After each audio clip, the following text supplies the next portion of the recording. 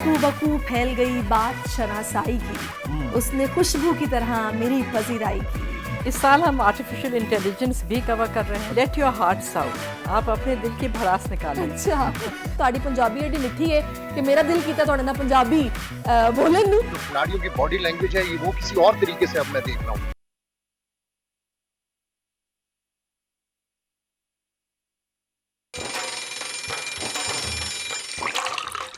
आजकल जिंदगी ही सुबह आउट ऑफ कंट्रोल है, दुनिया बोल है, मेरी दुनिया बोल है।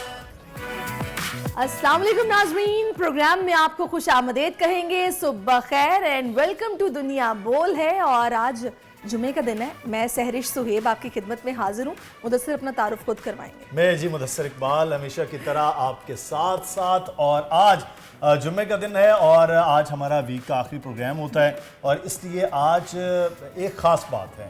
वो ख़ास बात ये है कि सहरिश बहुत स्लो आई हैं। जुम्मे के आखिरी दिन की वजह से अपनी गाड़ी उनकी थोड़ा सा प्रॉब्लम, मैकेनिकल प्रॉब्लम, मैं थोड़ा सा इसलिए हुआ हूँ कि रश इतना ज़्यादा है। रोज़ाना की बुनियाद पर हम जो बात करते हैं कि ट्रैफिक बहुत है, लेकिन ट्रैफिक के साथ लाइन और लेन का बहुत इशू है जो आज हमने देखा है और ऑब्ज़र्व किया है। इसलिए जब भी आप निकलते हैं, जहाँ जा रहे होते हैं, थोड़ा सा ख्याल किया कीजिए कि आपकी वजह से लोगों के लिए मुश्किलात पैदा ना हो। तो इस अच्छी बात के साथ आज हम प्रोग्राम का आगाज़ कर रहे हैं जनाब। और बड़ी खूबसूरत एक शेर है जिससे हम आगाज़ करेंगे। वो है ना, कू बकू फैल गई बात शनासाई की, उसने खुशबू की तरह मेरी पजीराई की। जो लोग थोड़ा बहुत भी नाज़रीन अदब से दिलचस्पी रखते हैं वो अच्छी तरह जानते हैं कि परवीन शाकिर उर्दू अदब के मुनफरद लहजे की हामिल थी। परवीन शाकिर की शायरी उर्दू अदब में एक ताज़ा हवा का झोंका था। उनकी मुनफरद शायरी का मौजू औरत और महब्बत है।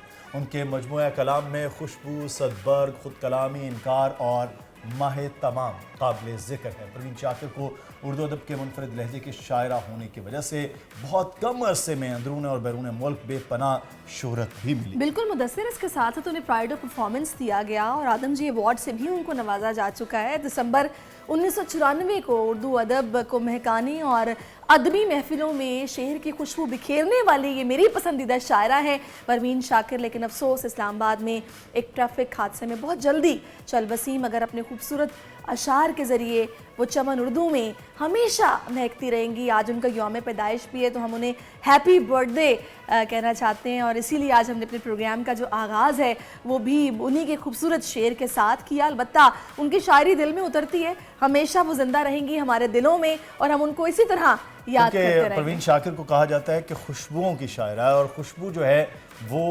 फैलती जाती है। परवीन शाकिर का अपने शेर का एक मिसरा है कि वो तो खुशबू है, हवाओं में बिखर जाएगा, मसला फूल का है कि फूल किधर जाएगा। तो अब आगे बढ़ते हैं, इसी खूबसूरत शेर के साथ आगे बढ़ते हैं जनाब। और अब शामिल करेंगे बड़ी खबर। नई सोच अपनी जगह, लेकिन तजर्बा होता है। आसिफ अली जरदारी की जानिब से बिलावल भुट्टो के बयानिए की नफी बाप और बेटा एक पेज पर दिखाई नहीं दे रहे। साबिक सदर ने पार्टी टिकट का इख्तियार भी अपने पास रख लिया। पीपल्स पार्टी की कमान में सोच का वाज़ेह फर्क दिखाई दे रहा है। स्मॉग की आफत से निपटने के लिए हुकूमत पंजाब के हंगामी इकदाम लाहौर समेत 10 अजला में स्मार्ट लॉकडाउन, नाफिज, स्कूल, जिम, सिनेमा, थिएटर, फैक्ट्रियाँ, रेस्टोरेंट्स बंद। बाजार शाम 3 बजे खुलेंगे। 29 नवंबर को मसनूई बारिश कराने की तैयारी। मौसमियाती तब्दीलियों के लिए हुकूमती इकदाम मुस्बत, लेकिन क्या काफ़ी नहीं? फिल्म इंडस्ट्री का मुस्तकबिल मुआशी हालात से मशरूत मारूफ हिदायतकार सैयद नूर कहते हैं जनाब कि बड़े बजट की अच्छी फिल्में तभी बनेंगी जब हालात अच्छे होंगे। लेजेंडरी फिल्म मेकर का खुसूसी इंटरव्यू प्रोग्राम का हिस्सा है आज। और रोशनियों के शहर को अदब से रूशनास कराने का मिशन। कराची में 5वें अदब फेस्टिवल का आगाज़ कल से होने जा रहा है। अदबी मेले की खालिक अमीना सैयद आज दुनिया बोल है की मेहमान हुई। तो आज ज़बरदस्त शो होने वाला है और बड़े ज़बरदस्त मेहमान हैं जो हमें ज्वाइन करने वाले हैं। और जरदारी साहब का इंटरव्यू बड़ा दिलचस्प है, इस पर भी हम बात करेंगे। लेकिन उससे पहले टॉप ट्रेंड्स जो कि हम शामिल करते हैं, तो इसमें जो पहला ट्रेंड है मुदस्सिर बड़ा मज़े का है। छोटा डॉन आपने सुना होगा, तो जनाब इस वक्त हैशटैग छोटा डॉन ट्रेंड कर रहा है क्योंकि कौमी टीम की दौरा ऑस्ट्रेलिया के लिए तैयारियां जारी हैं। ट्रेनिंग के दोस्ताना माहौल में पाकिस्तान क्रिकेट टीम के साबिक कैप्टन बाबर आजम ने सऊद शकील को नया नाम दिया, वो दिया जनाब छोटा डॉन। मेरा ख्याल है बड़ा टैक है उनका टीम में। बिल्कुल नहीं, वो सऊद शकील का कद थोड़ा सा छोटा है, हालांकि बाबर एक अच्छा, कद की वजह से कहा है? हाँ, वो सऊद जो है वो बाबर के साथ भी खड़े हो तो उनके यहाँ आते हैं, तो उनको इसलिए उन्होंने कहा छोटा डॉन। बाबर वैसे भी शरारत अक्सर करते रहते हैं रिजवान के साथ, बाकी लोगों तो छोटा डॉन तो जनाब गुनगुनाते हुए बड़ा अच्छा। मुझे मेरे ख्याल में ऐसा ही दोस्ताना माहौल होना चाहिए, फ्रेंडली। ये जो यहाँ पर बयान हमें नज़र आ रहा है ये बड़ा अच्छा लग रहा है और इससे ये साबित हुआ कि कोई दिल में नहीं है बाबर के कि मुझे कैप्टनसी से हटाया गया है। रिफ्ट होती है टीम्स में, इस तरह से नहीं होता एक दूसरे के साथ। देखिए जैसे सरफराज के और बाबर के हवाले से दोनों कल इकट्ठे खेल रहे थे और इकट्ठे शरारतें भी कल इकट्ठे कर रहे थे ग्राउंड में, कुछ तस्वीर नजर आई हैं। ऐसी कोई चीज़ नहीं एग्जिस्ट करती, तो मीडिया के लिए कुछ मसाला होता है, सोशल मीडिया पे उसका भरपूर इजहार होता है, उससे ज्यादा तो हमें कुछ भी नहीं है। अच्छा, और क्रिकेट में एक और ट्रेंड चल रहा है और वो है इमामुल हक। इमामुल हक भी ट्रेंड में शामिल हैं।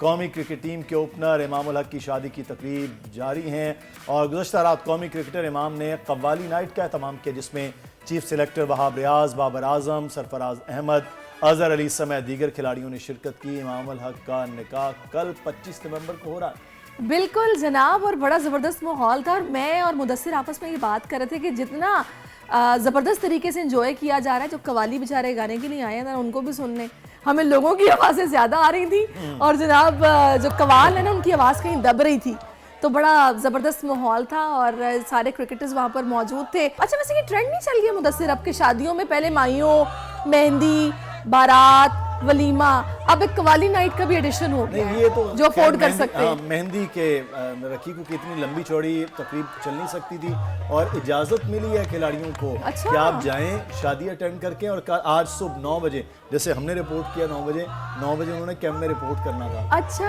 अच्छा, तो ये मेहंदी के फंक्शन में ही कवाली नाइट हो रही है, वरना वैसे आम तौर पर मैंने देखा है उनके से पहले माहिरा की शादी हुई है तो उनकी कवाली नाइट बिल्कुल अलग थी। टाइम था ना, कैंप नहीं था उनका। चले जनाब, खैर हमारी तरफ से ढेरों मुबारकबाद है इमामुल हक को। अल्लाह करे कि आपका ये फैसला का आपके लिए बेहतरीन साबित हो और आप दोनों एक दूसरे के लिए बेहतरीन हम सफ़र रहें, ज़िंदगी का सफ़र हंसते हंसते गुजरे। तो जनाब इसी दुआ के साथ अब हमें कुछ तरह बात करनी है सियासी हलचल की, कुछ संजीदा बात करनी है। तो आम इंतखाबात से पहले सियासी हलचल, गहमा गहमी और बयानात का सिलसिला मुदस्सिर तेज़ हो गया है। जी बिल्कुल, एक तरफ कराची में MQM की फुर्तियाँ जारी हैं और जगह जगह इलेक्शन ऑफिस खुल रहे हैं, वहीं दूसरी जानिब बड़े सियासी कायदीन भी अपने अपने बयानात से वोटर्स को समझाने और माजी के कारनामे बताने के मिशन पर है। कल 2 बड़े रहनुमाओं के 2 बड़े बयानात आए जो आज के अखबारात की शेर सुर्खियों में है। आसिफ जरदारी साहब ने कहा कि चेयरमैन PTI को हुकूमत से हटाना इसलिए भी ज़रूरी था क्योंकि ऐसा ना होता वो एक ताकतवर शख्स के साथ मिलकर 2028 तक हुकूमत बना लेते। आसिफ जरदारी ने एक बार फिर तहरीक अदम एतमाद का दिफा किया और कहा कि साबिक वज़ीर आज़म की वजह से ही पाकिस्तान दुनिया में तन्हा हुआ है। बिल्कुल जनाब, और इसके साथ साथ उन्होंने बिलावल के हवाले से भी बात की है और बड़ी उन्होंने एक मज़े की बात की जो कि हम आम तौर पे घरों में सुनते भी हैं, यू डोंट नो बाबा, आपको नहीं पता। आजकल कहते हैं कि जवान पोद यही कहती है, बाबा यू नो नथिंग। आजकल वाकई ये जवान जो पोद है उसकी यही सोच है और वैसे तो खैर हम भी इसी जनरेशन से बिलोंग करते हैं, लेकिन खैर एक बात जो बड़ी खास उन्होंने कही है, हमारे तो छोटे बच्चे भी हमें ये कहते हैं। बिल्कुल मुझे पता है ना मामा, बिल्कुल ऐसा ही है। अच्छा, पता है उन्होंने ये जो ये बात कही है ना कि एक्सपीरियंस इज एक्सपीरियंस और बिलावल अभी ट्रेंड हो रहा है, इस पर लोग काफ़ी बात कर रहे हैं कि इसका मतलब है सोच में वाज़े फ़र्क है। फिर उन्होंने ये भी कहा कि अगर मैं उसकी किसी बात पर नफ़ी करूंगा या उसको रोकूंगा तो वो कहेगा कि ठीक है फिर आप ही सियासत कर लें, मैं नहीं करता। तो ये रिफ्ट जो है घर के अंदर नज़र आ रही है, ये थोड़ा बिल्कुल अजीब नज़र आया है क्योंकि इलेक्शन से पहले आप एक बात में नहीं हैं, एक पेज पे नहीं। और आसिफ जरदारी का ये कहना कि अभी वो ट्रेंड हो रहे हैं तो इसका मतलब लोग कहेंगे कि भाई अभी तो आप ट्रेंड ही नहीं हैं तो कैसे। हालांकि इन्होंने ये कहा था कि बिलावल को मैं अपनी ज़िंदगी में वज़ीर आज़म बनते देखना चाह रहा हूँ और 2024 में बिलावल वज़ीर आज़म बनेंगे, क्यों नहीं बनेंगे। अब वो कह रहे हैं कि वो अंडर ट्रेनिंग है। और एक चीज़ और मुदस्सिर, आपको याद है पिछले कुछ दिनों पहले की बात है कि जब ये इलेक्शंस के मामले पर 2 डिफरेंट बयानात आए थे कि जरदारी साहब कह रहे थे कि जी इलेक्शन कमीशन का काम है, वो इलेक्शन जब वो तैयार होगा कराएगा। बिलावल का स्टांस था कि 90 दिन में होने चाहिए। फिर उस पर उनसे ये बात हुई थी कि भाई आप दोनों के तो बयानात बिल्कुल डिफरेंट है, तो उन्होंने आगे से कहा था कि घर के मामलात में बिल्कुल जो मेरे अब्बा हुजूर कहेंगे तो जी बाबा, अदरवाइज पीपल्स पार्टी में हर किसी को चलें, ये तो राइट है बड़ी कि अपनी अच्छी अपनी बात सोच है का कि इजहार जमहूरी करे। जो है वो सोच का अक्कास नजर आ रहे हैं। लेकिन एक और बड़ा अहम मसला है, बहुत बड़ा और पेचीदा मसला बनता जा रहा है, और उस पर हम बात कर लें, और वो बिल्कुल है करें। स्मॉग। लाहौर समेत पंजाब के 10 से ज़ायद अजला और कराची इन दिनों शदीद माहौलियाती आलूदगी के शिकार है। लाहौर की फ़ज़ा में 393 पर्टिकुलेट मीटर, जबकि कराची में आलूदा ज़र्रात की मिकदार 273 पर्टिकुलेट मीटर की सतह पर पहुंच गई है। स्मार्ट लॉकडाउन भी काम नहीं कर रहा, और मसनूई बारिश इतनी महंगी है कि हर बार इस अमल को दोहराना भी नामुमकिन है। बिल्कुल, आप ये सही कह रहे हैं। इस पर 3 साल पहले जनाब एक हैप्पी सीडर टेक्नोलॉजी मुतारिफ करवाई गई थी, लेकिन अब तक इस पर भी अमल नहीं हो सका है। बिल्कुल, और डॉक्टर जावेद अकरम साहब इस वक्त हमारे साथ मौजूद हैं, निगरान वज़ीर सेहत। डॉक्टर साहब, बहुत शुक्रिया आपके वक्त का। स्मार्ट लॉकडाउन, स्कूलों में 3 दिन की छुट्टी, मार्केट देर से खोलना, ये सब तो लोगों के बीमार होने से बचाने में मदद दे सकता है। मसले का परमानेंट हल क्या है? सुना है कि 4-5 दिन में जो मसनूई बारिश है वो भी होने वाली है। बहुत शुक्रिया जी। देखें, ये कोई पहली दफ़ा तो है नहीं है। ये पिछले कोई 15 से 20 साल में लाहौर और इसके गिरदोनवा में जिसको पहले फॉग कहते थे, फिर उसमें कंटेमिनेंट्स आ गए, सल्फर ऑक्साइड आ गई जो गाड़ियों से एमिट होती है, और इसी तरह नाइट्रस ऑक्साइड आ गई, और कार्बन आ गया, डस्ट पार्टिकल्स आ गए। ये ट्रैप हो जाते हैं और वो एक काला रंग का स्मॉग बना देते हैं। और ये ज़्यादातर कंट्रीब्यूशन स्टबल बर्निंग से आ रही है। जो बाकियात होते हैं चावल की फसल के, उनको जला दिया जाता है क्योंकि जल्दी होती है गंदम लगाने की। तो सबसे पहले तो इंडिया बहुत ज़्यादा इसमें कर रहा है स्टबल बर्निंग, और उनकी क्योंकि हवा जो है अक्सर ईस्ट टू वेस्ट चलती है, तो उनका फिर खुमियाजा हम भुगतते हैं। और इस वक्त भी यही है। हमारी तो 97% हो चुकी है स्टबल बर्निंग, उनकी अभी भी 50-50 पे चल रही है और काफ़ी ज़्यादा हो रही है, और उसका इफेक्ट इधर आ रहा है।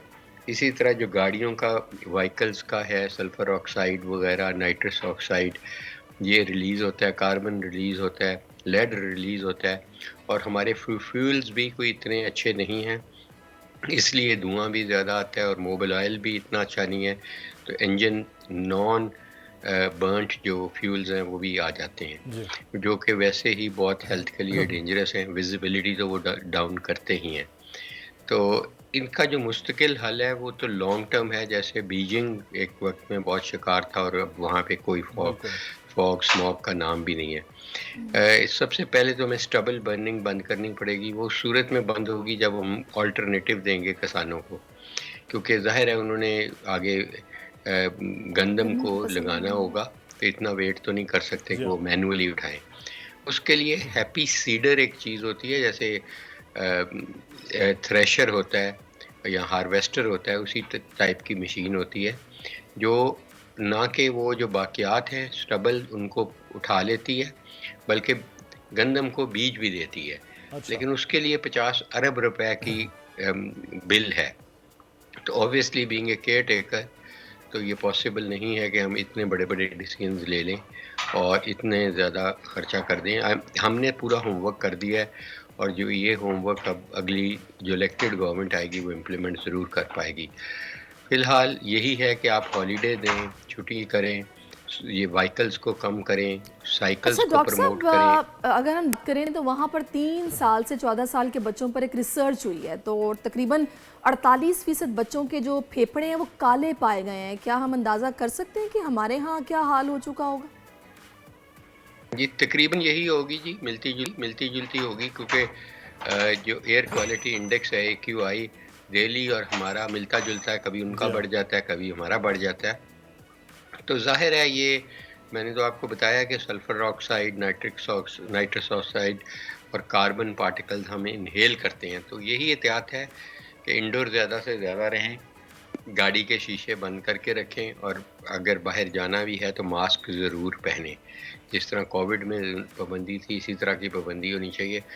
बार बार गरारे करें या कराएं बच्चों को, और पानी वाफर डॉक्टर साहब मकदार में आपने, लेकिन एक चीज़ यहाँ पे मैं जानना चाहूँगा, स्मोक आफत से बचने के लिए पंजाब हुकूमत ने भी आइंदा हफ्ते लाहौर में मसनूई बारिश करवाने का भी इरादा किया है, लेकिन लाखों करोड़ों लोग तो घर नहीं बैठ सकते, दफातर जाना है, मजदूर को मजदूरी पर जाना है, छोटे बच्चे जो पहले ही दमे के मरीज़ हैं, बुजुर्ग अफराद सब परेशान हैं, ये सब क्या करें? इनके लिए क्या एहतियाती तदाबीर हो सकती हैं?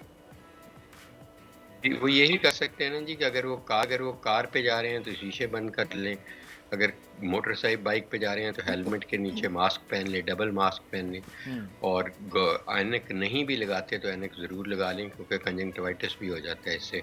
और जैसे ही जहाँ भी पहुँचें गरारे कर लें, आंखें धो लें, चेहरा धो लें, वज़ू करते रहें, उससे भी ये बहुत हद तक नलीफाई हो गया। जो स्मोकर्स हैं वो स्मोकिंग कम से कम छोड़ दें फौरी तौर पे, और जो एस्थमेटिक हैं हमारे भाई बच्चे, उनको दवाई ज़रूर देते रहें। एस्थमा की प्रिवेंशन की भी मॉन्टिल्यूकास्ट वगैरह है, और अगर वो ट्रीटमेंट वाइज पफ वगैरह ले रहे हैं तो वो ज़रूर इस मौसम में ज़रूर रेगुलरली लेते रहें। जो बहुत बूढ़े लोग हैं या बच्चे हैं उनको फ्लू शॉट्स भी लगने चाहिए, क्योंकि वायरल इन्फेक्शन हो जाती है कंटेमिनेशन के साथ ही, और नीमोकॉकल भी उनको लगनी चाहिए निमोनिया के, ताकि वो बचे रहें। अच्छा, बिल्कुल आपने ये सही कहा जावेद अकरम, बहुत शुक्रिया आपका। और यहाँ पर ये जो भी हैप्पी सीडर्स का मुदस्सिर मशवरा दिया है ना डॉक्टर जावेद अकरम ने, ये बड़ी ज़बरदस्त बात है, लेकिन उन्होंने ये भी कहा है कि बड़ा कॉस्टली है, तकरीबन 50 अरब की कहानी है। हुकूमत जो है ना सरिश आएगी तो अच्छा, इसमें जरदारी साहब की मुझे एक बात याद आ गई, उन्होंने कहा था कि जो केयर टेकअप सेटअप है ना,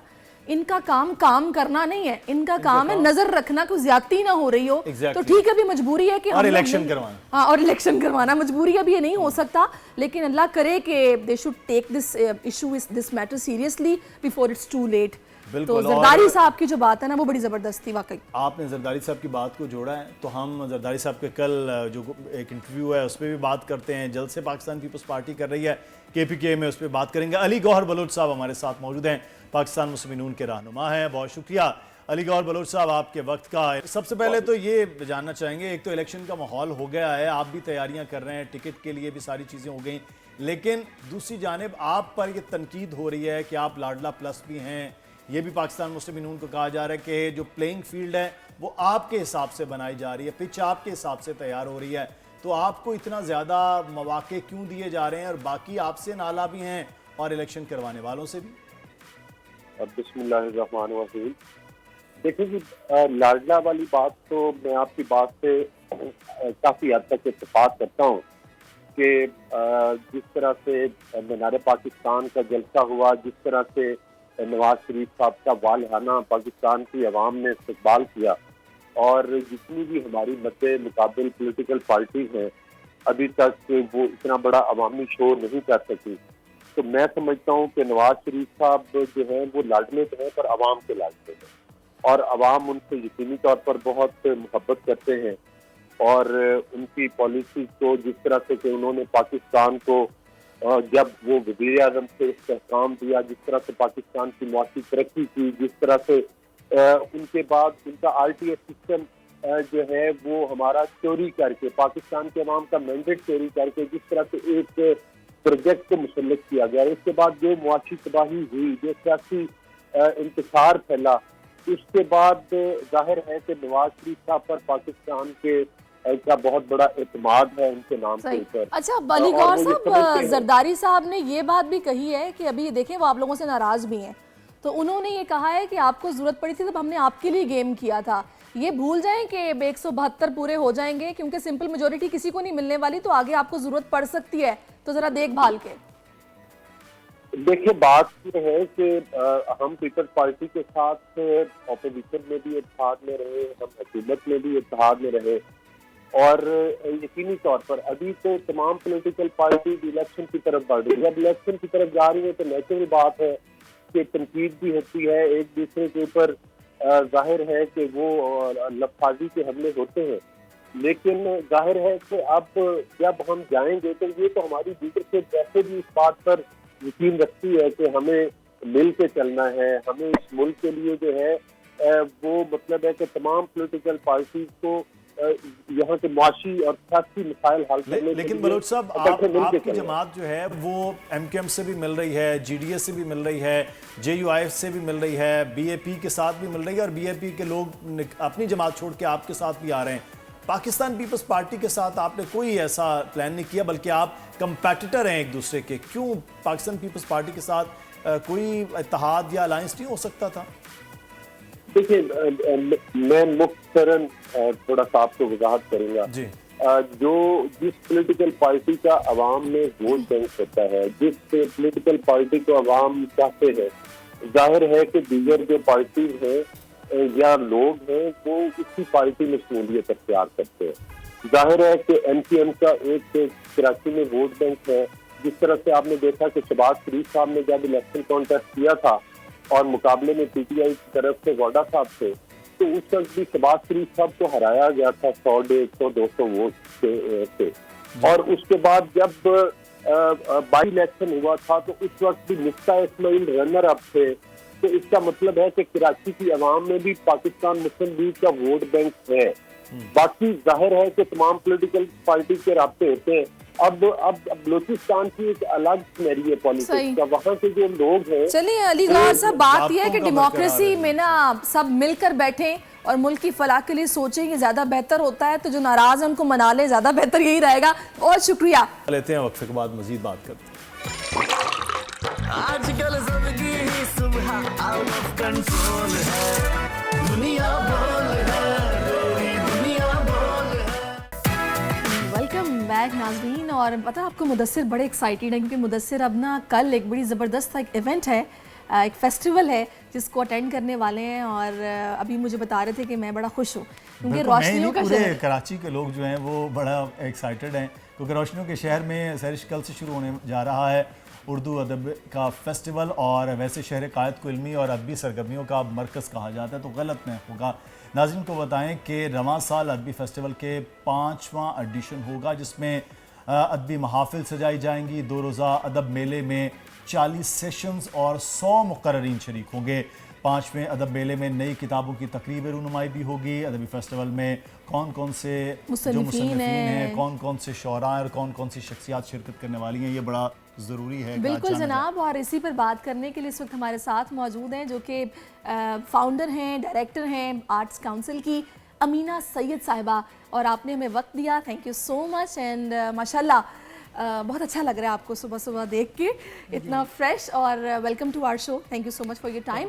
अच्छा अमीना साहिबा, आप मुझे बताएगा कि ये जो आइडिया कंसीव किया फेस्टिवल करवाने का, फिर जो आपके जहन में एम्स हैं इसको लेके, पहले थोड़ा सा ज़रा हमें बताइए क्या सोचा है आपने? ये असल में मैंने फेस्टिवल शुरू की थी पाकिस्तान में 2010 में, जब पहली फेस्टिवल हुई थी कराची लिटरेचर फेस्टिवल। और जब उस वक्त भी जो मेरे एम से अब भी वही हैं 13 साल बाद, वो ये थे कि जो हमारे अदीब हैं, शोरा हैं, उनको मैं कुछ ऐसे इवेंट्स करूं कि वो रॉक स्टार्स बन जाएं माशाल्लाह। क्योंकि मुझे हमेशा ये ख्याल आता था कि हम इनको इज़्ज़त और देनी चाहिए और रिकग्निशन वो नहीं मिल रहा है। हालांकि दुनिया में किसी से कम नहीं है वो। तो ये मेरा, और दूसरा मेरा मकसद ये था कि एक मैं मॉडल बना लूँ जो फिर पूरे पाकिस्तान में फैल जाए, एक तहरीक बन जाए और लोग इसको लेकर चलाएं। अब तो ये इसका देखें ना, कराची, लाहौर, इस्लामाबाद। और नाज़रीन एक चीज़ जो है वो हम ये ज़रूर बात करेंगे कि पहले जो मेले का लफ्ज़ है वो होता था गांव देहात के साथ, जब पुराने दौर में कल्चरल जो इवेंट्स हैं वो हुआ करते थे। लेकिन अब ये अदब मेले वो बड़े शहरों में होते हैं, हर तरह के वहाँ लोग आते हैं, हर तरह की क्लास होती है। और न सिर्फ ये अदब मेले को जितने पहलू हैं, पहले लोग ये समझते थे कि सिर्फ शायरी, अफसाना, नॉवल, इस पर बात होगी, लेकिन अब इन फेस्टिवल्स में सियासत से लेकर तो सोशल मीडिया तक हर चीज़ आपको कवर कर रहे होते हैं। इस अदब मेले में क्या है वो थोड़ा सा हमारे नाज़रीन को बताइए। इस साल हम आर्टिफिशियल इंटेलिजेंस भी कवर कर रहे हैं। अच्छा। क्योंकि आजकल वो एक बहुत बड़ा मौजू है।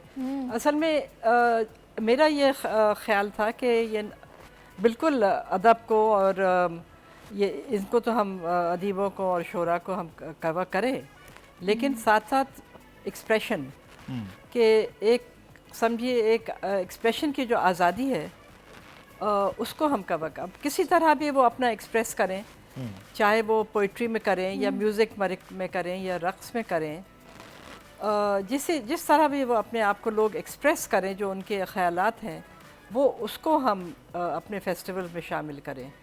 और इसीलिए इस साल एक हमने सेशन रखा है, उसका नाम है ओपन माइक।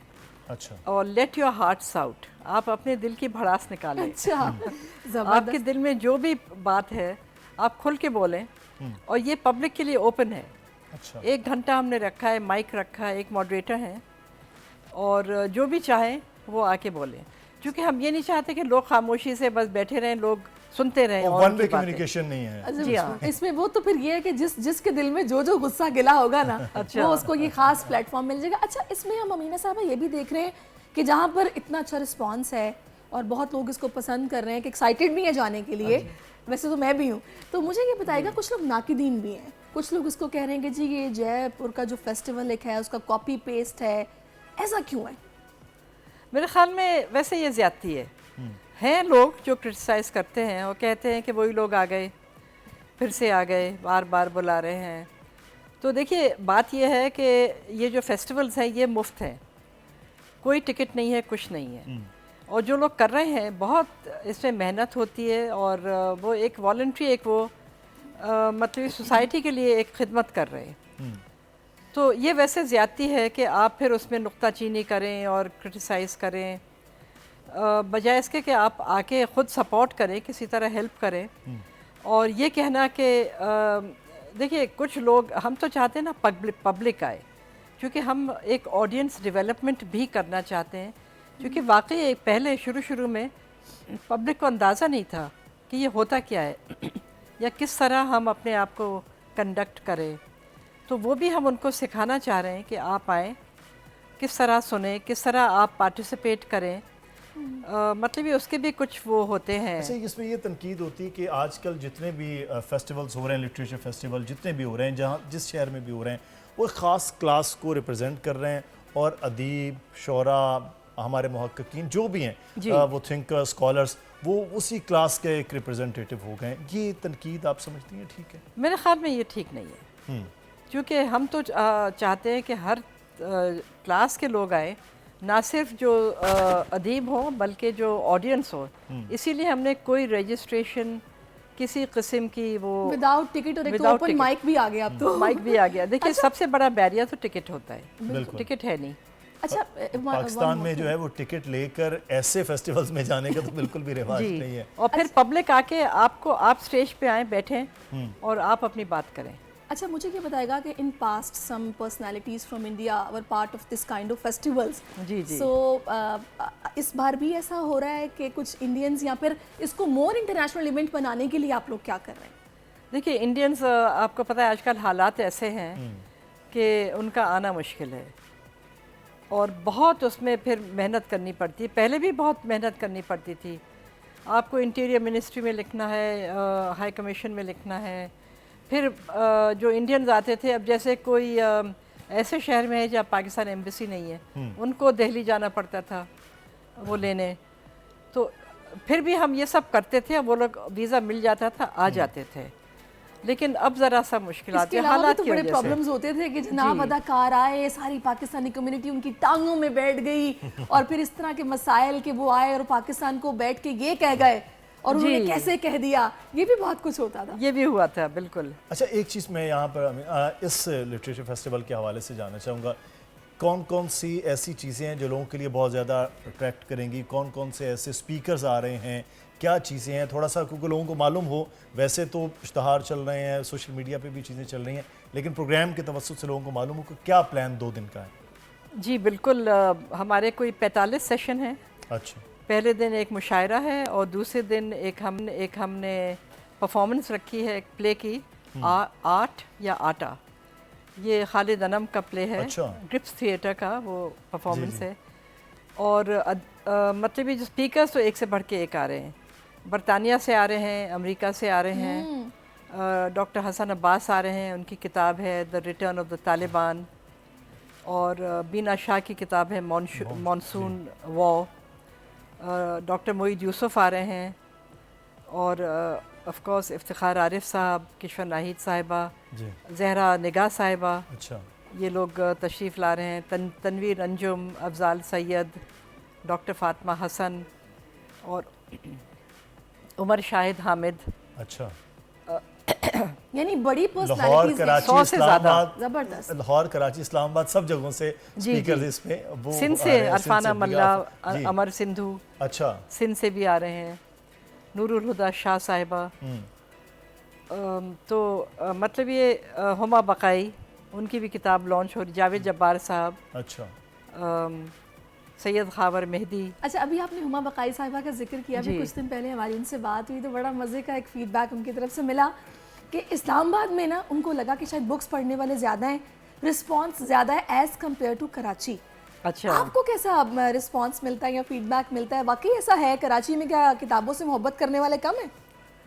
नहीं, मेरे ख्याल में कराची में ज़्यादा हैं और इस्लामाबाद में बस थोड़ी सी जो जनरल बुक्स हैं वो चूँकि वहाँ एम्बेसीज़ हैं वो बहुत लेती हैं। लेकिन मेरे ख्याल में अदबी किताबें यहाँ कराची में ज़्यादा, सबसे ज़्यादा डॉक्टर यहाँ साहबा के बिकती हैं। टॉपिक्स के ज़्यादा कारिश में हैं जी, वो उनके इस्लामाबाद टॉपिक के लोग वहाँ ज़्यादा हैं और वो बहुत बढ़िया किताबें लिखती हैं। जी। उनकी मैंने भी एक छापी थी किताब कोविड पे जो उन्होंने लिखी जी। थी। तो लेकिन मैं ये कहूँगी कि ये जो हम करते हैं अदबी फेस्टिवल्स, इनमें एक ख़ास अब तब्दीली ये आई है कि पहले जो हमारे अदीब थे बड़े बड़े, वो उनका इतना ताल्लुक़ पब्लिक से नहीं था। जी। अब देखिए पब्लिक आती है, उनको सुनती है, उनसे मिलती है, उनकी किताबों में उनके साइन लेती है, तो एक ये बहुत बड़ा ताल्लुक़ हो गया है और ये समझिए ये एक शौक़ पब्लिक में आ गया है। तो ये जो पब्लिक का शौक़ है ये असल में कनेक्ट करता है ऐसे जितने भी मेले हैं और उन मेलों में जो वैरायटी है उसका होना भी बड़ा ज़रूरी है। जैसे आप थिएटर भी बात कर रहे हैं, मुशायरा भी है, इंग्लिश AI पे ऑथर बात भी भी हैं और उर्दू mic ज़ुबान भी के है। ऑथर भी हैं, तो ये सारी चीज़ें। अच्छा, हो कहाँ रहा है ये भी बताइएगा हमारे जी जी, ये हो रहा है हैबिट सिटी में जो टीपू सुल्तान रोड और शायर फैसल को कनेक्ट। पे है। एक ये बहुत बढ़िया नया कल्चरल सेंटर बन गया है जो मुनिस अब्दुल्ला साहब ने बनाया है और वो हमें होस्ट कर रहे हैं वहाँ। सही। तो ये बहुत अच्छी जगह, समझिए कराची के बिल्कुल बीच में है, सही, पहुँचना आसान है वहाँ। जी जी। अच्छा, अभी आपने मुझे बताया कि आपने 2010 में इसका आगाज़ किया था और आइडिया आपने ज़ाहिर है आपने कंसीव किया कि भाई इसमें ये गैदरिंग, ये मीटअप्स होने चाहिए ताकि कनेक्शन पैदा हो। आपके जहन में मज़ीद फ्यूचर में क्या प्लान्स हैं इस फेस्टिवल को लेके, इसको मज़ीद बेहतर करने के लिए, पब्लिसाइज करने के लिए, क्या है आपके जहन में? वैसे मैं तो बहुत कुछ करना चाहती हूँ, हम ज़रा फाइनेंसेस से ज़रा वो हो जाते हैं मजबूर, लेकिन हम ये चाह रहे हैं कि मतलब हम बहुत ज़्यादा इसको फैलाना भी नहीं चाहते। 2 दिन मुझे लगता है कि सही है और 2 दिन में हम 3 पैरेलल सेशंस करते हैं बैक वक्त। इसी तरह हम 2 दिन में 45 सेशंस भी कर पाते हैं। तो हम ये चाह रहे हैं कि नए नए इसमें स्पीकर्स आए, नए नए ऑथर्स आए। अच्छा, इसका एक इशू होता है जी। अब मैं पिछली बार का एक्सपीरियंस अपना बताता हूँ। एक ही वक्त में 2 सेशंस हो रहे होते हैं और मेरा ये दिल करता है अच्छा ये भी मैंने सेशन, अब मैं यहाँ खड़ा हूँ कि इधर जाऊँ या इधर जाऊँ, इधर जाऊँ, और ये बहुत से लोगों के साथ जी हाँ, ये तो टाइम होता की है। कमी का ये बड़ा इशू है कि आपके हर सेशन बहुत अच्छे हैं, स्पीकर लाजवाब हैं, लेकिन इंसान को अब डिसाइड करना बड़ा मुश्किल हो जाता है जी हाँ। कि क्या करना है। अच्छा, इसका मैं एक चीज़ आपसे जानना चाहूँगा, पूरे का पूरा लिटरेचर फेस्टिवल रिकॉर्ड होके, क्योंकि आजकल यूट्यूब का ज़माना है, सोशल मीडिया का, तो आपने ये इस पे क्या प्लान किया है कि हर बिल्कुल। चीज़ वहाँ पर हो? हमारी हर फेस्टिवल एक तो लाइव स्ट्रीम होती है जी। तो आप कहीं भी हो आप देख सकते हैं लाइव स्ट्रीम, और दूसरा फिर वो यूट्यूब में सारे सेशंस आ जाते हैं तो वहाँ आप देख सकते हैं। तो अगर जैसे आप ये कह रहे हैं कि आपको मुश्किल होती है तो जो आप एक सेशन आप देख लें, दूसरा फिर बाद में यूट्यूब में देख पे लें, देख लीजिएगा। ये हो हाँ, सकता ये है। भी अच्छा है। लेकिन हम भी अपनी तरफ से कोशिश करते हैं कि अगर 3 सेशन हैं तो वो बिल्कुल ही मुख्तलिफ ऑडियंस के लिए कोशिश ही करते हैं। अच्छा अमीना साहबा, एक बात जो कि मैं सोचती हूँ स्पेशली ये लिटरेचर एंड कल्चरल फेस्टिवल्स को लेके, एक हम लोगों के यहाँ सोसाइटी में ना पता नहीं मैं से अलमिया कहूँ या क्या कहूँ, क्योंकि हमारी ज़ुबान उर्दू है जी, और हमारी कौमी ज़ुबान है और हमें वो बोलनी चाहिए, उसमें हमें मजबूर होना चाहिए, इतना कमांड होना चाहिए कि जो वर्ड्स इस तरह के हों जो हमतन गोश या मतलब समझ रही हैं आप सलीस उर्दू के, वो हमारे बच्चों को भी पता हो, लेकिन हमने अंग्रेजी पे इतना फोकस कर लिया है। आपको लगता है कि सही उर्दू पढ़ने और बोलने वाले भी पार्टिसिपेट अब उतनी तादाद में करते हैं इन फेस्टिवल्स में जैसे हुआ करते थे जब अल्लामा इकबाल की शायरी बरसगीर के अजीम शायर, ऐसा है अब भी? जी हाँ, मेरे ख़्याल में ये है ज़रा सा मसला, और हमने इस पर सेशंस भी रखे हैं। एक तो सेशन है नई नस्ल को उर्दू पढ़ाना, मौका या मुश्किल, और उर्दू पे हमने बहुत इस पे फोकस किया हुआ है। उर्दू में भी हैं, अंग्रेज़ी में भी हैं, बल्कि अल्लामा इकबाल के पोते वो भी हिस्सा ले रहे हैं। उनकी हम एक दीवान है जो लॉन्च कर रहे हैं, मुनीब इकबाल, आज़ाद इकबाल। अच्छा, और वो बल्कि अल्लामा इकबाल के कुछ नज़में भी गा के सुनाएंगे वो, चूँकि वो गुलकार भी हैं। और कायदे आज़म के भी ग्रैंड नेव्यू आ रहे हैं, एक जिन्हा की पे किताब है वो हम लॉन्च कर रहे हैं, जिन्हा अ लाइफ, यासिर लतीफ़ हमदानी की। सही। तो उर्दू पे हमने बहुत फोकस किया हुआ है, काफ़ी इसमें उर्दू में भी है, अंग्रेज़ी। एक सेशन है पाकिस्तान की ज़रख़ेज़ ज़बानें, उसमें हमने पाकिस्तान की सारी ज़बानों पे मतमी जो हुन्ज़ा गिलगित में बोली जाती है, सराइकी, उर्दू, सिंधी, जितनी भी पंजाबी, इलाकाई ज़बानें हैं, जी हाँ, उस पर हमने स्पीकर्स को बुलाया है। लियारी की बड़ी अच्छी रिप्रेजेंटेशन होगी। लियारी से एक स्पीकर आ रही हैं रानी बलोच साहिबा, जिन्होंने लियारी में एक वो भी एक फेस्टिवल वहाँ करती हैं। अच्छा, एक किस्म की छोटी सी, लेकिन यही तो हम चाहते हैं कि हर जगह फेस्टिवल्स हों, बिल्कुल और ऐसा ये ही एक होना तहरीक चाहिए। और बन जाए। इसकी ज़रूरत भी इस वक्त जो है सोसाइटी को बहुत है। अच्छा अमीना सैयद साहब, एक चीज़ जो है वो मैं आपसे जानना चाहूँगा, बच्चों के हवाले से अभी सैरिश ने बात की, तो बच्चों का सेशन भी रखा है क्योंकि होता है सेशन? जी, जी। तो वो आपने सेशन क्या रखा है, कब रखा है? बच्चों का सेशन हमने इतवार को रखा है 11:30 बजे, सही। 1 घंटे का सेशन है। वो आतिफ बदर और यास्मीन मोतसिम उसमें हिस्सा ले रही हैं, अच्छा, और वो बच्चों को दास्तान गोई सुनाएंगी, ड्रामेटिक रीडिंग्स, पढ़ंत। तो 1 घंटा बच्चों को एंटरटेन करेंगी। और वहाँ एक हमने बच्चों का एक वो भी है, बजिंग बी। अच्छा, ये हैबिट सिटी में वहाँ वालिदैन अपने छोटे बच्चों को वहाँ, अगर वो आना चाहते हैं 1-2 घंटे के लिए, 3 घंटे के लिए छोड़ बच्चे सकते हैं। वहाँ बिजी सही। हो जाएंगे, वो फेस्टिवल को एंजॉय जी, करेंगे, और वहाँ भी सेशंस को। उनको गाने सुनाएंगे, पोएम सुनाएंगे। सही। अच्छा। तो ये बड़ा अच्छा है कि आप संडे अपने बच्चों के साथ वहाँ जाइए। एक और चीज़ जो बड़ी इंपॉर्टेंट होती है, और हमेशा फेस्टिवल में बुक्स के स्टॉल्स वगैरह पब्लिशर्स जी। आ रहे हैं, ताकि लोग बिल्कुल। आते हैं। एक तो वो बुक लॉन्चिंग है, वो तो जी। होंगे, लेकिन बाकी पब्लिशर्स भी होंगे इस बिल्कुल, लाइट स्टोन पब्लिशर्स का बहुत बड़ा स्टॉल होगा, और लिबर्टी, पैरामाउंट, मकतबा दानियाल और भी हैं, उनके सही। स्टॉल्स होंगे। पब्लिशर्स के टेबल्स होंगी जहाँ अदीब बैठेंगे, किताबें साइन करेंगे। सही। तो उसका तो पूरा इंतज़ाम है और सही। हमेशा होता अच्छा, है। इसमें हम लोग अक्सर एक बात जो कि हम सुनते हैं, कही जाती है कि भाई ये बहुत देर से होते हैं फेस्टिवल्स, जल्दी होने चाहिए। मेरा तो ख्याल है हर 6 महीने में भी अगर एक हो रहा है तो वो भी कम है। आप जी। इस हवाले से क्या सोच सकती हैं? बिल्कुल, मैं तो चाहती हूँ कि रोज़ हो।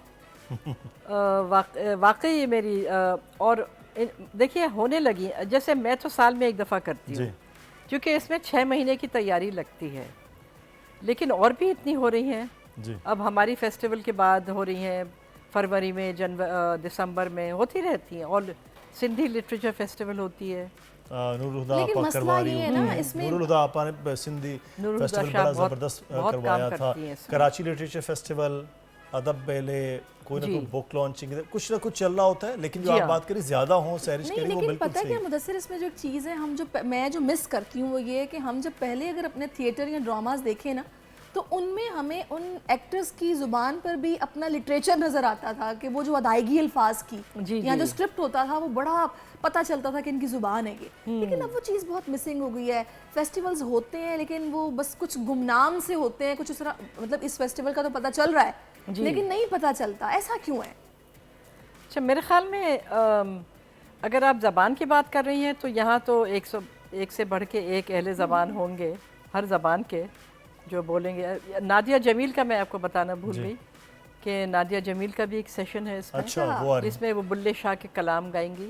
अच्छा, तो वो तो बहुत बड़ी एक्टर हैं, और उनके साथ वो होंगे यासीन YBQ कहते हैं ना, यासीन बशीर कुरैशी, जी वो पोइम सुनाएंगे और वो गाएंगी। मैं सोच रही हूँ 2 दिन में इतना कुछ कैसे कवर होगा। अच्छा। माशाल्लाह इतनी सारी पर्सनालिटीज़ हैं, इतना कुछ है। तो जहाँ पर जनाब थिएटर की बात हो रही है, अदब की बात हो रही है, कल्चर की बात हो रही है, तो इसी को हम जोड़ते हैं जनाब फिल्म इंडस्ट्री से भी। तो पाकिस्तान फिल्म इंडस्ट्री के मायनाज़ हिदायतकार है सैयद नूर, जो कहते हैं कि बदकिस्मती से अब जो सिचुएशन है उसमें शान, फवाद खान, मोहम्मद राना और हुमायूं सईद के बाद फिल्म इंडस्ट्री को कोई स्टार नहीं दे सके। मुदस्सिर ऐसा ही है ना? बिल्कुल, हालात बेहतर होंगे तो वो कहते हैं कि बड़े बजट की फिल्में तभी बनेंगी। और ईद उल फितर पर उनकी फिल्म भी रिलीज़ होने का ऐलान हुआ है। मुइन जुबैर सैयद नूर के साथ उन्होंने गुफ्तगू की है, आइए वो देखते हैं। हमारे साथ आज सैयद नूर साहब मौजूद हैं। हमने इनसे बड़ी अहम बातें करनी है क्योंकि पंजाब की फ़िल्म इंडस्ट्री 1 साल पहले काफ़ी ज़्यादा उठी थी। पंजाब की नहीं कहेंगे बल्कि पाकिस्तान की फ़िल्म इंडस्ट्री। एक पंजाबी फ़िल्म आई थी the legend of Maula Jatt 13 अक्टूबर 2022 को। उसने 300 करोड़ से ज़ायद का बिज़नेस किया, लेकिन अनफॉर्चुनेटली 1 साल हो चुका है, अब तक कोई ऐसी फ़िल्म पाकिस्तान की नहीं आई जिसने इतना ज़बरदस्त बिज़नेस किया हो। इसकी क्या वजूहात हैं, सैयद नूर साहब से जानते हैं। शाह जी, बहुत शुक्रिया आपने टाइम दिया। ये बताएं कि पाकिस्तान फिल्म इंडस्ट्री में पंजाबी कंटेंट को इसलिए भी अहमियत हासिल है कि यहाँ पर फिल्म बीनों की तादाद ज़्यादा है, दूसरा सिनेमाज़ की तादाद पंजाब में ज़्यादा है, तो मेन फोकस पंजाब में लोगों का ज़्यादा होता है। शायद यही वजह है कि इंडियन पंजाबी फिल्में भी यहाँ पर काफ़ी ज़्यादा रिलीज़ होती रहती हैं। मेरा मेन सवाल यही है कि पंजाब की फ़िल्म इंडस्ट्री या ओवरऑल पाकिस्तान की फ़िल्म इंडस्ट्री 1 साल हो चुका है, उस तरह की फ़िल्म जो है वो फिल्म बीनों को क्यों नहीं दे सकी जिस तरह की the legend of Maula Jatt थी। इसकी क्या वजूहात हैं? देखिए, पहली बात तो ये है कि मुल्क के हालात ऐसे हैं कि कोई फिल्म बना के सनमा तक ले जाना बहुत बड़ा रिस्क समझता है कि लोगों के पास ना जेब में पैसे हैं, महंगाई इतनी है, ना टेंशन फ्री हैं वो लोग कि ना फालतू पैसे हैं उनके पास कि वो जाएं सनमा तक। तो जब कैलकुलेट किया जाता है बिज़नेस को फिल्म बनाने से पहले, तो ये नज़र आता है कि ये देखेगा कौन फिल्म। तो लिहाजा इनिशिएटिव नहीं लेते प्रोड्यूसर्स, फाइनेंसर्स, तो इस वजह से ये थोड़ा सा स्लो है। जैसे ही मुल्क के हालात अच्छे होंगे बिल्कुल प्रोडक्शन होगी, बहुत सारी होंगी, लोग तैयार बैठे हुए हैं, लोग इन्वेस्ट करेंगे, फिल्में बनेंगी, धड़ाधड़ बनेंगी और सिनेमा में लगेंगी। अच्छा, आपकी बात से ये मैंने अखज़ किया है कि जब तक इलेक्शंस नहीं हो जाते, जब तक एक क्लैरिटी नहीं आ जाती मुल्क के जो भाग दौड़ संभालने वालों में, जब तक क्लैरिटी नहीं आ जाती, पाकिस्तान फिल्म इंडस्ट्री भी इसी तरह अप डाउन रहेगी। देखिए, कौन सी इंडस्ट्री है जो आप अप डाउन नहीं है? आप फिल्म इंडस्ट्री को फोकस कर रहे हैं। ज़ाहिर है सर, आप हिदायतकार हैं पंजाब। सारी जितनी भी इंडस्ट्रीज़ हैं, कौन आपका PIA बंद हो गया एक तरह से, आप देखें ना, कोई इंडस्ट्री ऐसी है जो प्रॉफिट दे रही हो या चल रही हो? बंद हो गई हैं। जो मज़दूर लोग हैं वो फारिग बैठे हुए हैं। तो हालात अच्छे होने चाहिए पहले मुल्क के। ये फिल्म एक एंटरटेनमेंट है, तफरीह है, और तफरीह बंदा तब करता है जब वो फारिग होता है, ज़हनी तौर पे पुरसुकून होता है, जेब में पैसे होते हैं और वो सोचता है मैं क्या करूँ, मैं फ़िल्म देखूँ जाके। अच्छा शाह जी, एक और चीज़ बताएं कि अगर मैं ये गलत बोल रहा हूँ तो आप मुझे दुरुस्त भी कीजिएगा। क्या ये बात दुरुस्त है कि हम काफ़ी अरसा हो चुका है पंजाब की जो इंडस्ट्री है, पंजाब से रिलेटेड जो लोग हैं, वो एक बड़े सगीर लेवल का या इंटरनेशनल लेवल का कोई फ़नकार नहीं दे सके? क्या ये बात दुरुस्त है या गलत है? नहीं, ये दुरुस्त है, ऐसी कोई बात नहीं है। जो हैं वो शान पे आके ख़त्म हो जाते हैं, या फवाद खान पे, या हुमायूं सईद पे, या मोहम्मद राना पे। ये जो आखिरी जो उसके बाद नहीं दे सके हम नहीं दे सके।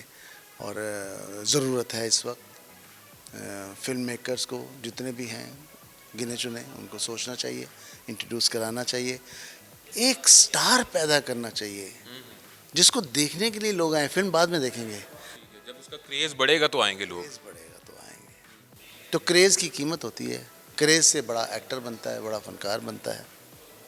आप समझ रहे हैं कि शान के बाद रुक गया था काम, और the legend of Maula Jatt के बाद भी आप समझ रहे हैं कि रुक गया काम?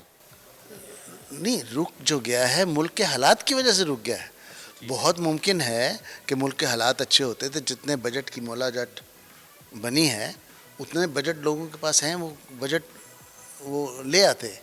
देखिए वो लाज नहीं ले रहे कि हालात नहीं है बिजनेस के, कैसे वो फिल्म बना लें और लगाएं और वो कोई देखने ना आए। अच्छा, आप भी अपनी फिल्मों में नया नया टैलेंट इंट्रोड्यूस करवाते हैं। आपकी भी एक फिल्म पाइपलाइन में है, ललकारा सिंह इन लाहौर, तो उसकी रिलीज भी अभी आप रोक रहे हैं या फिर अनाउंस कर रहे हैं कि वो? तो सैयद नूर साहब जो हैं वो के बड़े बजट होते हैं और चीज़ें होती हैं, इसके लिए अब स्टार्स का होना भी ज़रूरी है और फिल्म इंडस्ट्री को आगे बढ़ना भी बहुत ज़रूरी है। यही फ़नून लतीफ़ा के तमाम एलिमेंट हैं, अगर ये किसी सोसाइटी में हों तो ही चीज़ें चलती हैं। बिल्कुल। और इस वक्त अमीना साहबा हमारे साथ मौजूद है। अमीना साहबा, इसका मतलब ये है कि वीकेंड बड़ा बेहतरीन गुजरने वाला है। ये नहीं कि सुबह 9 बजे अगर आप नहीं पहुंच सके तो बस मिस हो गया, किसी वक्त भी दिन में आप जा सकते हैं और एंजॉय कर सकते हैं। जी जी, 11 बजे से लेकर 9 बजे तक सही। आप किसी भी वक्त आएँ, लेकिन मैं ये सबसे दरख्वास्त करूँगी कि आप पूरे दिन रहें। वहाँ खाने पीने का हर चीज़ का पूरा इंतज़ाम है, रेस्टोरेंट्स हैं, बच्चों का भी इंतजाम है, खाने पीने का भी इंतजाम है, तो आपने इसलिए जनाब फिक्र करने की जरूरत नहीं है। मुदस्सिर बहुत तो बस शुक्रिया जा रहे हैं। मीना सैयद साहब, Thank you so much आपको for हमारे your साथ time. मौजूद Pleasure. थे। और यहाँ पर हम एक ब्रेक की जाने बढ़ना, ब्रेक लेते हैं, फिर ब्रेक के बाद वापस आएंगे। बहुत सी खबरें, बहुत सी चीज़ें। Stay with us. आजकल सबकी ही सुबह आउट ऑफ कंट्रोल है, दुनिया बोल है, पूरी दुनिया बोल। वेलकम बैक नाज़रीन जनाब प्रोग्राम में। और इस वक्त जो है बड़ी अहम और बड़ी ज़बरदस्त से खबर कल आई थी कि किस तरह से भारत जो है वो आलमी दहशतगर्दी में मुलव्वस है। बिल्कुल। और कनाडा हो, पाकिस्तान तो सबसे पहले कहता रहा है, लेकिन अब कनाडा के बाद अमेरिका तक भी पीछा किया जा रहा है खालिस्तान मूवमेंट के लोगों का। तो ये बड़ी अलार्मिंग सिचुएशन और इसमें बाकायदा तौर पर जो भारतीय एजेंसी है उसके मुलव्वस होने का जो इम्कान है उसको कतई रद्द नहीं किया जा सकता। भारत आलमी दबाव के बावजूद आलमी दहशतगर्दी से बाज नहीं आया। भारतीय एजेंसियों ने अमेरिका में सिख रहनुमा के कत्ल की कोशिश की। अमेरिका की खुफिया एजेंसी ने अलहदगी पसंद सिख रहनुमा की जो ये कोशिश थी उसको गिरफ्तार करके कत्ल करने की, उसको नाकाम बनाया। सारी सूरत हाल पर बात करने के लिए इस वक्त सिख रहनुमा हमें ज्वाइन कर चुके हैं। दुबिंदर जीत सिंह साहब इस वक्त हमारे साथ हैं। सबसे पहले तो सत श्री अकाल दुबिंदर साहब, बहुत शुक्रिया आपके वक्त का। मुझे कहिएगा कि ये वो बात है जो कि हम देख रहे हैं कि पूरी दुनिया में इस हवाले से प्रोटेस्ट भी हुआ और बाकायदा तौर पर जस्टिन ट्रूडो ने पूरा जोर लगाया कि भाई शवाहिद हैं और हमारे साथ ताउन किया जाए, लेकिन सभी ने कहा कि भाई वो जब इल्ज़ाम मानने को तैयार नहीं है तो किस तरीके से वो ताउन करेंगे। और अब ये अमेरिका भी है कि जहां पर ये बाकायदा तौर पर कोशिश की कि कत्ल की, जिसको नाकाम बनाया गया। यानी कि दुनिया अब ये चेहरा भारत का देख रही है, लेकिन क्यों भारत जो है वो बाज नहीं आ रहा? आपको क्या समझ आ रही है? ਸਤਿ ਸ਼੍ਰੀ ਅਕਾਲ। ਪਹਿਲਾਂ ਤਾਂ ਤੁਹਾਨੂੰ ਸਾਰਿਆਂ ਨੂੰ ਔਰ ਵਾਹਿਗੁਰੂ ਜੀ ਕਾ ਖਾਲਸਾ ਵਾਹਿਗੁਰੂ ਜੀ ਕੀ ਫਤਿਹ। ਜਿੰਨੇ ਵੀ ਤੁਸੀਂ ਸਾਰੇ ਮੈਨੂੰ ਸੁਣਦੇ ਹੋ, ਤੁਹਾਡਾ ਸਾਰਿਆਂ ਦਾ ਬਹੁਤ ਧੰਨਵਾਦ ਔਰ ਤੁਹਾਡੇ ਖਾਸ ਤੌਰ ਤੇ ਉੱਤੇ ਚੈਨਲ ਦਾ ਤੁਹਾਡਾ ਮੈਨੂੰ ਲੈਣ ਦੇ ਲਈ। ਔਰ ਦੇਖੋ, ਜਿੱਥੇ ਤਾਈਂ ਭਾਰਤ ਦੀ ਗੱਲ ਆ, ਭਾਰਤ ਕਿਉਂ ਕਰ ਰਿਹਾ ਇਹ ਸਾਰਾ ਕੁਝ ਤਕਰੀਬਨ ਇਸ ਵੇਲੇ ਪੂਰੀ ਦੁਨੀਆ ਜਾਣ ਚੁੱਕੀ ਹੈ। ਇੱਕੋ ਹੀ ਕਾਰਨ ਆ, ਚਾਹੇ ਉਹ ਹਰਦੀਪ ਸਿੰਘ ਨਿੱਜਰ ਹੁਣੀ ਹੋਣ ਤੇ ਚਾਹੇ ਉਹ ਗੁਰਪਤਵੰਤ ਸਿੰਘ ਪੰਨੂ ਦੇ ਲਈ ਜਿਹੜਾ ਇਹ ਪਲਾਟ ਤਿਆਰ ਕੀਤਾ ਜਾ ਰਿਹਾ ਸੀ ਕਤਲ ਕਰਨ ਦੇ ਲਈ, ਉਹਦੇ ਪਿੱਛੇ ਇੱਕੋ ਹੀ ਕਾਰਨ ਹੈ। ਗੁਰਪਤਵੰਤ ਸਿੰਘ ਪੰਨੂ ਜਿਹੜਾ ਆ ਉਹ ਰੈਫਰੈਂਡਮ ਦੀ ਕੰਪੇਨ ਕਰਦੇ ਨੇ। ਉਹਨਾਂ ਨੇ ਰੈਫਰੈਂਡਮ ਦੀ ਕੰਪੇਨ ਜਿਹੜੀ ਹੈ ਪੰਜਾਬ ਦੀ ਆਜ਼ਾਦੀ ਦੀ ਪੂਰੀ ਦੁਨੀਆ ਦੇ ਵਿੱਚ ਸ਼ੁਰੂ ਕੀਤੀ ਹੋਈ ਹੈ। ਭਾਰਤ ਅੱਜ ਇਸੇ ਹੀ ਗੱਲ ਨੂੰ ਰੋਕਣ ਦੇ ਲਈ, ਸਿੱਖਾਂ ਦੀ ਆਜ਼ਾਦੀ ਨੂੰ ਰੋਕਣ ਦੇ ਲਈ, ਰੈਫਰੈਂਡਮ ਦੀ ਕੰਪੇਨ ਨੂੰ ਰੋਕਣ ਦੇ ਲਈ ਇਹ ਸਾਰਾ ਕੁਝ ਕਰ ਰਿਹਾ ਹੈ। दुबिंदर साहब, ताड़ी पंजाबी एडी मिठी है कि मेरा दिल कीता थोड़े ना पंजाबी बोलन नू। तो मुझे ये बताइएगा कि वही सवाल है मेरा आपसे कि इतना दबाव, इतना प्रेशर, लेकिन जालिम जुल्म नहीं रोक रहा, इसकी वजह क्या है? देखो, जुल्म ਉਹਨਾਂ ਦੇ ਨਾ ਰੋਕਣ ਦੀ ਵਜ੍ਹਾ ਇੱਕੋ ਹੀ ਹੈ, ਕਿਉਂਕਿ ਜੇਕਰ ਤੁਸੀਂ ਵੈਸੇ ਆਪਣੀ ਨਿੱਜੀ ਜ਼ਿੰਦਗੀ ਤੇ ਕੋਈ ਚੀਜ਼ ਨੂੰ ਲਾ ਕੇ ਦੇਖੋ ਤਾਂ ਕੋਈ ਵੀ ਬੰਦਾ ਜਦੋਂ ਤੁਹਾਡੇ ਘਰ ਦੇ ਉੱਤੇ ਕਬਜ਼ਾ ਕਰੇ, ਤੁਸੀਂ ਉਸ ਕਬਜ਼ੇ ਨੂੰ ਛਡਾਉਣ ਦੀ ਗੱਲ ਕਰੋ ਤਾਂ ਓਬਵੀਅਸਲੀ ਬੰਦਾ ਸਾਰਾ ਕੁਝ ਕਰਦਾ। ਸੋ ਭਾਰਤ ਨੇ ਵੀ ਪੰਜਾਬ ਦੇ ਉੱਤੇ ਇੱਕ ਕਿਸਮ ਦਾ ਆਪਣੀਆਂ ਫੌਜਾਂ ਲਾ ਕੇ, ਫੋਰਸਸ ਲਾ ਕੇ ਕਬਜ਼ਾ ਕੀਤਾ ਹੋਇਆ ਲੰਬੇ ਸਮੇਂ ਤੋਂ। ਜਦੋਂ ਅਸੀਂ ਉਹ ਕਬਜ਼ਾ ਛਡਾਉਣਾ ਚਾਹੁੰਦੇ ਹਾਂ, ਆਪਣੀ ਆਜ਼ਾਦੀ ਦੀ ਗੱਲ ਕਰਦੇ ਹਾਂ, ਤੇ ਇਸੇ ਕਰਕੇ ਭਾਰਤ ਨੂੰ ਖਤਰਾ ਕਿ ਜੇਕਰ ਇਹ ਰੈਫਰੈਂਡਮ ਦੀ ਮੂਵਮੈਂਟ, ਖਾਲਿਸਤਾਨ ਦੀ ਮੂਵਮੈਂਟ ਇੱਦਾਂ ਚੱਲਦੀ ਰਹੀ ਤਾਂ ਇੱਕ ਉਹ ਜ਼ਰਖੇਜ਼ ਖਿੱਤਾ, ਇੱਕ ਉਹ ਅਮੀਰ ਖਿੱਤਾ, ਜਿਸ ਖਿੱਤੇ ਨੂੰ ਭਾਰਤ ਨੇ ਹੁਣ ਤੱਕ ਕੰਟਰੋਲ ਕਰਕੇ ਰੱਖਿਆ ਹੈ, ਜਿੱਥੋਂ ਦੀਆਂ ਫੋਰਸਸ, ਸਿੱਖ ਰੈਜੀਮੈਂਟ ਆਪਣੀਆਂ ਫੌਜਾਂ ਦੇ ਵਿੱਚ ਭਰਤੀ ਕੀਤੀਆਂ ਹੋਈਆਂ, ਜਿੱਥੋਂ ਦੇ ਰਿਸੋਰਸਿਸ ਭਾਰਤ ਲੁੱਟ ਰਿਹਾ, ਉਹ ਪੂਰਾ ਜ਼ਰਖੇਜ਼ ਖਿੱਤਾ ਭਾਰਤ ਦੇ ਹੱਥੋਂ ਜਾਏਗਾ ਔਰ ਬਹੁਤ ਛੇਤੀ ਉਹ ਜਾਣ ਵਾਲਾ ਵੀ ਹੈ। ਔਰ ਇਹੀ ਕਾਰਨ ਹੈ ਕਿ ਭਾਰਤ ਜਿਹੜਾ ਆ ਬਾਜ਼ ਨਹੀਂ ਆ ਰਿਹਾ, ਕਿਉਂਕਿ ਸਿੱਖ ਆਜ਼ਾਦੀ ਚਾਹੁੰਦੇ ਆ, ਪੰਜਾਬ ਆਜ਼ਾਦੀ ਚਾਹੁੰਦਾ ਆ, ਤੇ ਭਾਰਤ ਉਸ ਖਿੱਤੇ ਨੂੰ ਪੰਜਾਬ ਨੂੰ ਕਦੇ ਵੀ ਦਵਿੰਦਰ ਸਾਹਿਬ, ਛੱਡਣ ਦੇ ਲਈ ਤਿਆਰ ਨਹੀਂ। ਇਸੇ ਹੀ एक ਕਰਕੇ चीज ਉਹਨਾਂ ये ਨੇ भी ਪਹਿਲਾਂ कही ਵੀ जाती ਸਾਡਾ है 1-2 ਲੱਖ ਨੌਜਵਾਨ ਮਾਰਿਆ ਤੇ ਹੁਣ ਵੀ। दविंदर साहब, एक चीज़ ये कही जाती है, इंडिया ये इल्ज़ाम आयद करता है कि चंद सिख रहनुमा हैं और ये खालिस्तान की मूवमेंट बहुत छोटी है, इसमें इतने लोग नहीं हैं, ये सिर्फ़ और सिर्फ भारत को तोड़ने की एक साजिश है, इसमें कुछ और ममालिक का हिस्सा है और ये कोई ऐसी कोई मूवमेंट नहीं है। देखो, वो कहते हैं, देखें जी, यहाँ सियासत से लेकर तो फ़ौज तक, यहाँ बिज़नेस से लेकर तो किसान तक, हर जगह जो सिख हैं वो बड़े खुश हैं पंजाब में। ਦੇਖੋ, ਜੇ ਤੁਸੀਂ ਪੰਜਾਬ ਦੀ ਗੱਲ ਕਰਦੇ ਹੋ, ਜਦੋਂ ਤੁਹਾਡੇ ਸਿਰ ਦੇ ਉੱਤੇ ਤਲਵਾਰ ਲਟਕਦੀ ਹੋਏ, ਤੁਹਾਡੇ ਸਿਰ ਦੇ ਉੱਤੇ ਗਨ ਤਾਣੀ ਹੋਏ ਕਿਸੇ ਨੇ, ਤੇ ਇਦਾਂ ਦੇ ਮਾਹੌਲ ਦੇ ਵਿੱਚ ਤੁਸੀਂ ਕਦੇ ਵੀ ਜਿਹੜਾ ਹੈ ਆਜ਼ਾਦੀ ਦੀ ਗੱਲ ਨਹੀਂ ਕਰ ਸਕਦੇ। ਪੰਜਾਬ ਦੇ ਵਿੱਚ ਤਾਂ ਸਿੱਖਾਂ ਦੇ ਹਾਲਾਤ ਇਹੀ ਹੈ ਕਿ ਉਹ ਭਾਰਤ ਦੇ ਕਬਜ਼ੇ ਦੇ ਵਿੱਚ ਹੈ, ਉਹਨਾਂ ਦੀ ਐਡਮਿਨਿਸਟ੍ਰੇਸ਼ਨ ਹੈ, ਉਹਨਾਂ ਦੀਆਂ ਫੋਰਸਿਸ ਨੇ ਉੱਥੇ ਲੋਕ ਜਦੋਂ ਵੀ ਕੋਈ ਗੱਲ ਕਰੂਗਾ ਉਹਨੂੰ ਜੇਲ੍ਹ ਦੇ ਵਿੱਚ ਸੁੱਟ ਦਿੱਤਾ ਜਾਊਗਾ। ਬੇਸਿਕਲੀ ਉਹ ਸਾਰਾ ਕੁਝ ਉਹਨਾਂ ਦੇ ਕੰਟਰੋਲ 'ਚ ਹੈ। ਰੀਸੈਂਟ ਟਾਈਮ ਦੇ ਵਿੱਚ ਅਸੀਂ ਦੇਖਿਆ ਪੰਜਾਬ ਵਿੱਚ ਕੀ ਹੋਇਆ, ਜਿਹਨੇ ਵੀ ਪੰਜਾਬ ਦੇ ਵਿੱਚ ਗੱਲ ਕਰਨ ਦੀ ਕੋਸ਼ਿਸ਼ ਕੀਤੀ ਉਹਨੂੰ ਜਾਂ ਤਾਂ ਜੇਲ੍ਹ ਸੁੱਟ ਦਿੱਤਾ ਗਿਆ ਜਾਂ ਮਾਰ ਦਿੱਤਾ ਗਿਆ। ਲੇਕਿਨ ਜਦੋਂ ਭਾਰਤ ਕਹਿੰਦਾ ਕਿ ਚੰਦ ਲੋਕ ਆ, ਉੱਥੇ ਤੁਸੀਂ ਜਦੋਂ ਦੁਨੀਆ ਦੇ ਵਿੱਚ ਨਿਕਲ ਕੇ ਦੇਖਦੇ ਆ, ਅੱਜ ਰੈਫਰੈਂਡਮ ਹੋਇਆ, 2 ਲੱਖ ਦੇ ਕਰੀਬ ਵੋਟ ਜਿਹੜੀ ਹੈ ਉਹ ਕੱਲੇ ਕੈਨੇਡਾ BC ਦੇ ਵਿੱਚ ਪਈ ਹੈ। ਸੋ ਉੱਥੋਂ ਪਤਾ ਲੱਗ ਜਾਂਦਾ ਇਹ ਚੰਦ ਲੋਕ ਹੈ ਜਾਂ ਪੂਰੀ ਦੀ ਪੂਰੀ ਆਵਾਮ ਇਹ ਗੱਲ ਚਾਹੁੰਦੀ ਹੈ। ਸੋ ਰੈਫਰੈਂਡਮ ਨੇ ਇੱਕ ਗੱਲ ਪੂਰੀ ਦੁਨੀਆ ਦੇ ਲਈ ਔਰ ਭਾਰਤ ਦੇ ਲਈ ਇਹ ਗੱਲ ਕਲੀਅਰ ਕਰ ਦਿੱਤੀ ਹੈ ਕਿ ਪੂਰੇ ਦੇ ਪੂਰੇ ਸਿੱਖ ਜਿਹੜੇ ਆ, ਸਾਰੇ ਸਿੱਖ ਜਿਹੜੇ ਆ ਉਹ ਆਜ਼ਾਦੀ ਚਾਹੁੰਦੇ ਆ। ਲੇਕਿਨ ਇੱਥੇ ਕੁਲਵਿੰਦਰਜੀਤ ਸਿੰਘ ਸਾਹਿਬ, ਤੁਹਾਡੇ ਲਈ ਸੁਨਹਿਰੀ ਮੌਕਾ ਹੈ, ਮੇਰੇ ਖਿਆਲ ਹੈ ਜਿਹੜੀ ਸਿੱਖ ਬਰਾਦਰੀ ਹੈ ਸਾਰੀ ਕਮਿਊਨਿਟੀ ਉਹਨਾਂ ਲਈ, ਕਿ ਇਸ ਮੌਕੇ ਤੇ ਤੁਸੀਂ ਆਲਮੀ ਅਦਾਲਤ ਨਾਲ ਰੁਜੂ ਕਰੋ, ਜਦੋਂ ਸ਼ਵਾਹਿਦ ਵੀ ਮੌਜੂਦ ਨੇ, ਆਲਮੀ ਤਾਕਤਾਂ ਇਹ ਗੱਲ ਕਰ ਰਹੀਆਂ ਨੇ ਕਿ ਬਈ ਸਿੱਖਾਂ ਦੇ ਕਤਲ ਦੇ ਵਿੱਚ ਭਾਰਤ ਮੁਲਵਿਸ ਹੈ। ਤੇ ਮੇਰਾ ਖਿਆਲ ਹੈ ਇਸ ਤੋਂ ਪਹਿਲੇ ਤੁਸੀਂ ਦੇਖਿਆ ਸਿੱਖ ਫॉर ਜਸਟਿਸ ਕਿਦੋਂ ਦੀ ਚੱਲਦੀ ਪਈ ਹੈ, ਲੇਕਿਨ ਉਸ ਤੋਂ ਬਾਵਜੂਦ ਉਸ ਤਰੀਕੇ ਦੇ ਨਾਲ ਨਾ ਪ੍ਰੈਸ਼ਰ ਆਇਆ, ਨਾ ਭਾਰਤ ਰੁਕਿਆ। ਲੇਕਿਨ ਹੁਣ ਸ਼ਵਾਹਿਦ ਮੌਜੂਦ ਨੇ, ਹੁਣ ਆਲਮੀ ਤਾਕਤਾਂ ਇਹ ਗੱਲ ਕਰ ਰਹੀਆਂ ਨੇ, ਇਸ ਮੌਕੇ ਦਾ ਫਾਇਦਾ ਚੁੱਕਣਾ ਚਾਹੀਦਾ ਹੈ। ਬਿਲਕੁਲ ਜੀ, ਮੈਨੂੰ ਲੱਗਦਾ ਫਾਇਦਾ ਤੇ ਆਲਰੇਡੀ ਜਿਹੜੀਆਂ ਆਲਮੀ ਤਾਕਤਾਂ ਦੀ ਜਿਨ੍ਹਾਂ ਦੀ ਤੁਸੀਂ ਗੱਲ ਕੀਤੀ, ਚਾਹੇ ਉਹ ਕੈਨੇਡਾ ਹੋਵੇ, ਅਮਰੀਕਾ ਹੋਵੇ, ਸੋ ਆਲਰੇਡੀ ਜਿਹੜਾ ਆ ਉਹ ਗੱਲ ਕਰ ਰਿਹਾ। ਸੋ ਇਸ ਦੇ ਨਾਲ ਸਿੱਖਾਂ ਵੱਲੋਂ ਜਿਹੜਾ ਪੂਰੀ ਦੁਨੀਆ ਦੇ ਵਿੱਚ ਰੈਫਰੈਂਡਮ ਹੋ ਰਿਹਾ। ਰੈਫਰੈਂਡਮ ਹੋਣ ਤੋਂ ਬਾਅਦ ਅਸੀਂ ਸਾਰੀ ਦੁਨੀਆ ਦੇ ਕੋਲ ਜਾਵਾਂਗੇ, ਅਸੀਂ ਪੂਰੀ ਦੁਨੀਆ ਦੇ ਕੋਲ ਜਾਂਦੇ ਹੋਏ UN ਦੇ ਵਿੱਚ ਆਪਣਾ ਕਲੇਮ ਲੈ ਕੇ ਜਾਵਾਂਗੇ।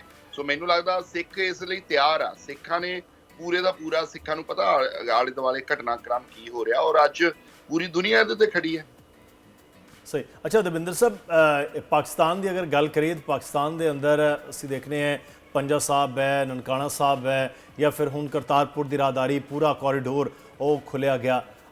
अब ये सारा पूरे का पूरा एरिया यहाँ से, कनाडा से, अमेरिका से, यूरोप से या फिर इंडिया से वो आ रहे होते हैं लोग। पाकिस्तान का जो बिहेव सिख कम्युनिटी के साथ है वो कैसा आपने महसूस किया है आज तक?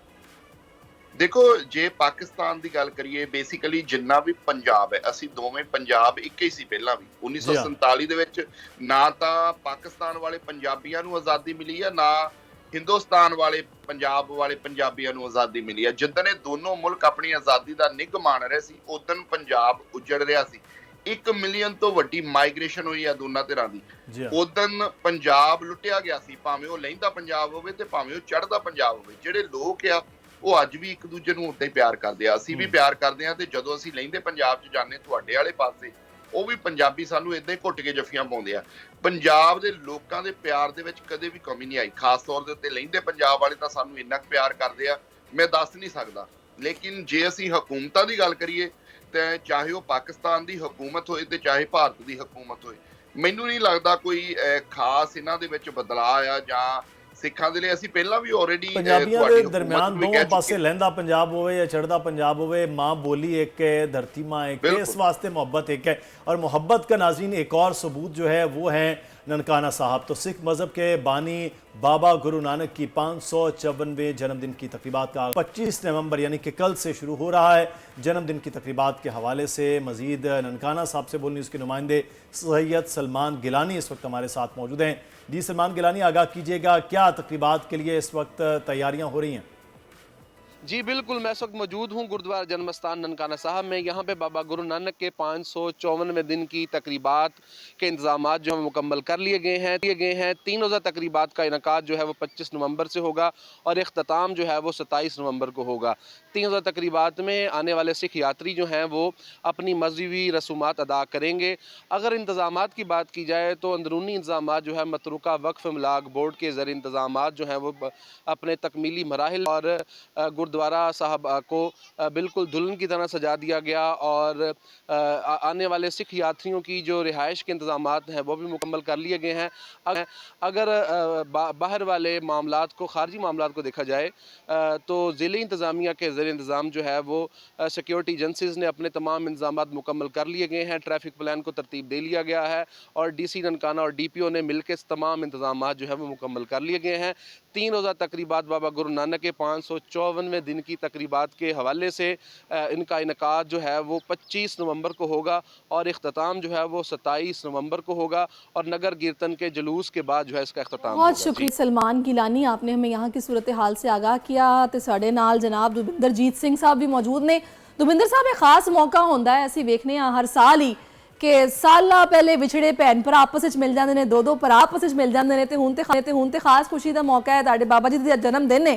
कोई खास पैगाम ਜਿਹੜਾ ਤੁਸੀਂ देना चाहो इस प्लेटफॉर्म के तवसत तो?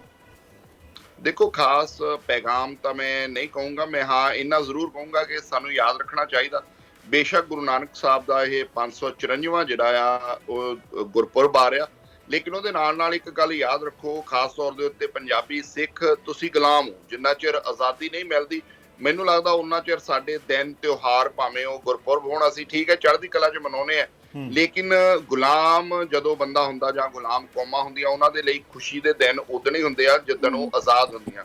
ਸੋ ਅਸੀਂ ਆਜ਼ਾਦੀ ਲੈਣੀ ਆ ਹਜੇ।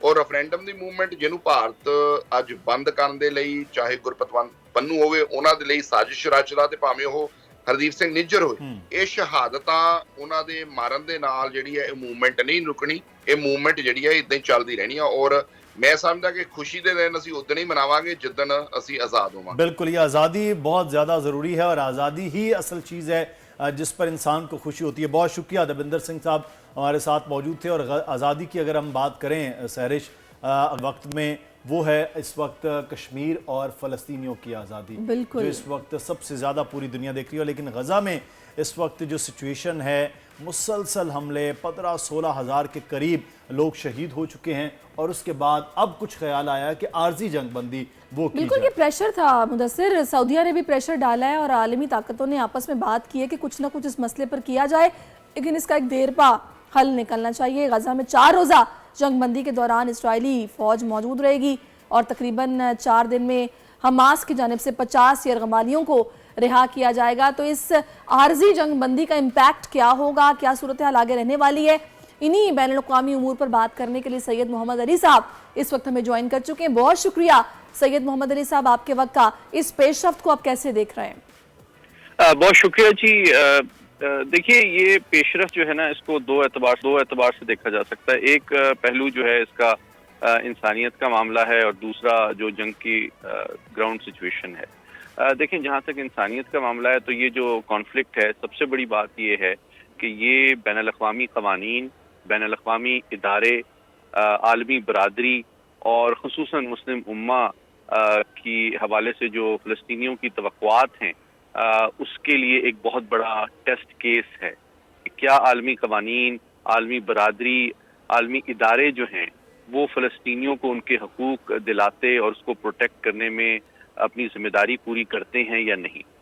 बदकिस्मती से अभी तक वो उसमें कामयाब नज़र नहीं आ रहे हैं। अलबत्ता जब जंगबंदी के हवाले से हम बात करते हैं तो इसको ज़रा लार्जर कॉन्टेक्स्ट में समझना ज़रूरी है। 4 दिन की जंगबंदी जो अमल में आई है, इसमें पीछे कतर, मिस्र, सऊदी अरबिया, अमेरिका की भी कोशिशें शामिल हैं। अलबत्ता इसको अगर बिल्कुल गैर जानबदाना अंदाज में समझने की कोशिश की जाए तो आपको नजर आता है कि बेसिकली जो बार्गेन हुआ है वो टाइम अगेंस्ट प्रिजनर्स का हुआ है। एक जानिब 50 के करीब जो इसराइली हैं उनको हमास आज़ाद करेगी अगले 4 दिनों के दौरान, जबकि 150 के करीब फ़लस्तीनियों को इसराइली हुकूमत की जानिब से आज़ाद किया जाएगा। तो बेसिकली ये जो बार्गेन किया गया है हमास ने, 4 दिन का रिलीफ, यानी कि एक तो जंग को रोका जाए 96 घंटे के लिए और इस दौरान ट्रक्स, खाना पीना, अद्वियात, राशन, पानी लोगों तक पहुंच सके। ये तो एक अचीवमेंट है डेफिनेटली डिप्लोमेसी में, लेकिन ओवरऑल जंग के फ्यूचर, इसके खात्मे और इसकी जो नौयत है, मैं उसके हवाले से ज्यादा पुरुमीद नहीं हूँ कि उस पे कोई मेजर असरात जो है वो इसके पड़ेंगे। और उसकी सबसे बड़ी वजह ये है 96 घंटे शाह साहब जो हैं उसमें यही ताकत है। कतर ने बड़ा अहम रोल अदा किया, सऊदी अरब है, अमेरिका है, तो अब ये 96 घंटों में इन ममालिक पे अब मजीद कोई प्लान नहीं हो रहा कि कम से कम अब मुस्तकिल जंग बंदी की जानिब जाया जाए? जी मैं बड़ा अच्छा आपने सवाल किया, इसको थोड़ा मैं वाज़ेह कर दूं। देखें, मैं चूंकि नेगोशिएशंस वगैरह में पार्टिसिपेट करता रहा हूं, तो आपको ये बता दूं कि देखें सबसे इम्पोर्टेंट जो इंटरेस्ट है फ़लस्तीनियों का वो क्या है इस वक्त। आपने बिल्कुल सही कहा, उन्होंने अपनी जान माल इज्जत का तहफ़्फ़ुज़ चाहिए उनको। तो देखें, एक तो जंग, सबसे बड़ी बात यह है कि बदकिस्मती से इसराइली वज़ीर आज़म इस बात को वाज़ेह कर चुके हैं कि 96 घंटे के बाद दोबारा जंग बिल्कुल उसी तरह शुरू हो जाएगी जैसे पहले इतने दिनों से जारी थी, पहली बात। और दूसरी बात, जो सबसे इम्पोर्टेंट चीज़ जो आलमी बरादरी बदकिस्मती से इसराइल को पाबंद नहीं कर सकी, वो जंग की नौयत है। देखिए, जंगें तो हजारों साल से होती रही हैं, लेकिन आप उसमें बच्चों को, ख़वातीन को, मसाजिद को, हस्पतालों को, चर्चेस को, सिविलियन आबादी को टारगेट नहीं करते, जो कि आलमी क़वानीन की सरी खिलाफ वर्जी है। तो कम से कम जो अगर जंग उन्होंने जारी भी रखनी है इस 4 दिन के बाद, तो कम से कम उसकी टारगेटिंग के हवाले से उनके ऊपर जोर डाला जाता कि अच्छा जी, आप जंग जारी रखना भी चाहते हैं तो आलमी क़वानीन की पाबंदी करें और सिविलियंस को, बच्चों को, औरतों को, बूढ़ों को, हस्पतालों को, मसाजिद को, चर्चेस को और रिलीफ कैंप्स को आप टारगेट ना करें। लेकिन बदकिस्मती से ये बात उसमें सामने नहीं आई है। और दूसरी बात ये है कि मुझे ये एहतमाल है एज ए स्ट्रेटेजिक एनालिस्ट कि अभी तकरीबन 150 के करीब इन्होंने लोग गजा से आज़ाद करवाने में कामयाब हो जाएंगे यहूदियों के तसल्लुत से, लेकिन दूसरी जानिब तकरीबन 3000 फ़लस्तीनियों को वेस्ट बैंक में इसराइली अफवाज गिरफ्तार कर चुकी हैं। तो एक जानिब वो गजा के अंदर जो फ़लस्तीनी हैं उनको निगोशिएट कर रहे हैं, छोड़ने की बात कर रहे हैं, लेकिन दूसरी जानिब 3000 फ़लस्तीनियों को वो गिरफ्तार भी कर रहे हैं वेस्ट बैंक में। इतना वाज़ेह डिफरेंस है। आप ये देखें कि वहाँ कोई 1300 लोगों को हलाक वो हुए और फ़लस्तीनी शहीद हुए हैं तकरीबन 16-17 हज़ार।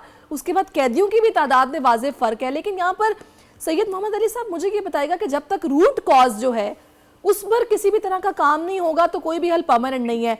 और आपने देखा है कि मकसद उनका जेनोसाइड है कि वो इन्हें बिल्कुल ही ख़त्म करना चाहते हैं और कब्जा करना चाहते हैं।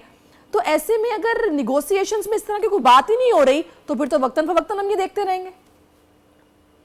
देखें, ये आपने बहुत अहम बात इसलिए की है कि तारीख का जो तकलीफ सबक है वो यही है कि 1948 से जब से इसराइल का क़याम वजूद में आया है, उसकी फ़लस्तीन के हवाले से पॉलिसी में बदकिस्मती से कोई तब्दीली नहीं आई है। और उसके चंद पहलू आपने खुद बता दिए। देखिए, 3 पहलू हैं और बिल्कुल सामने हैं।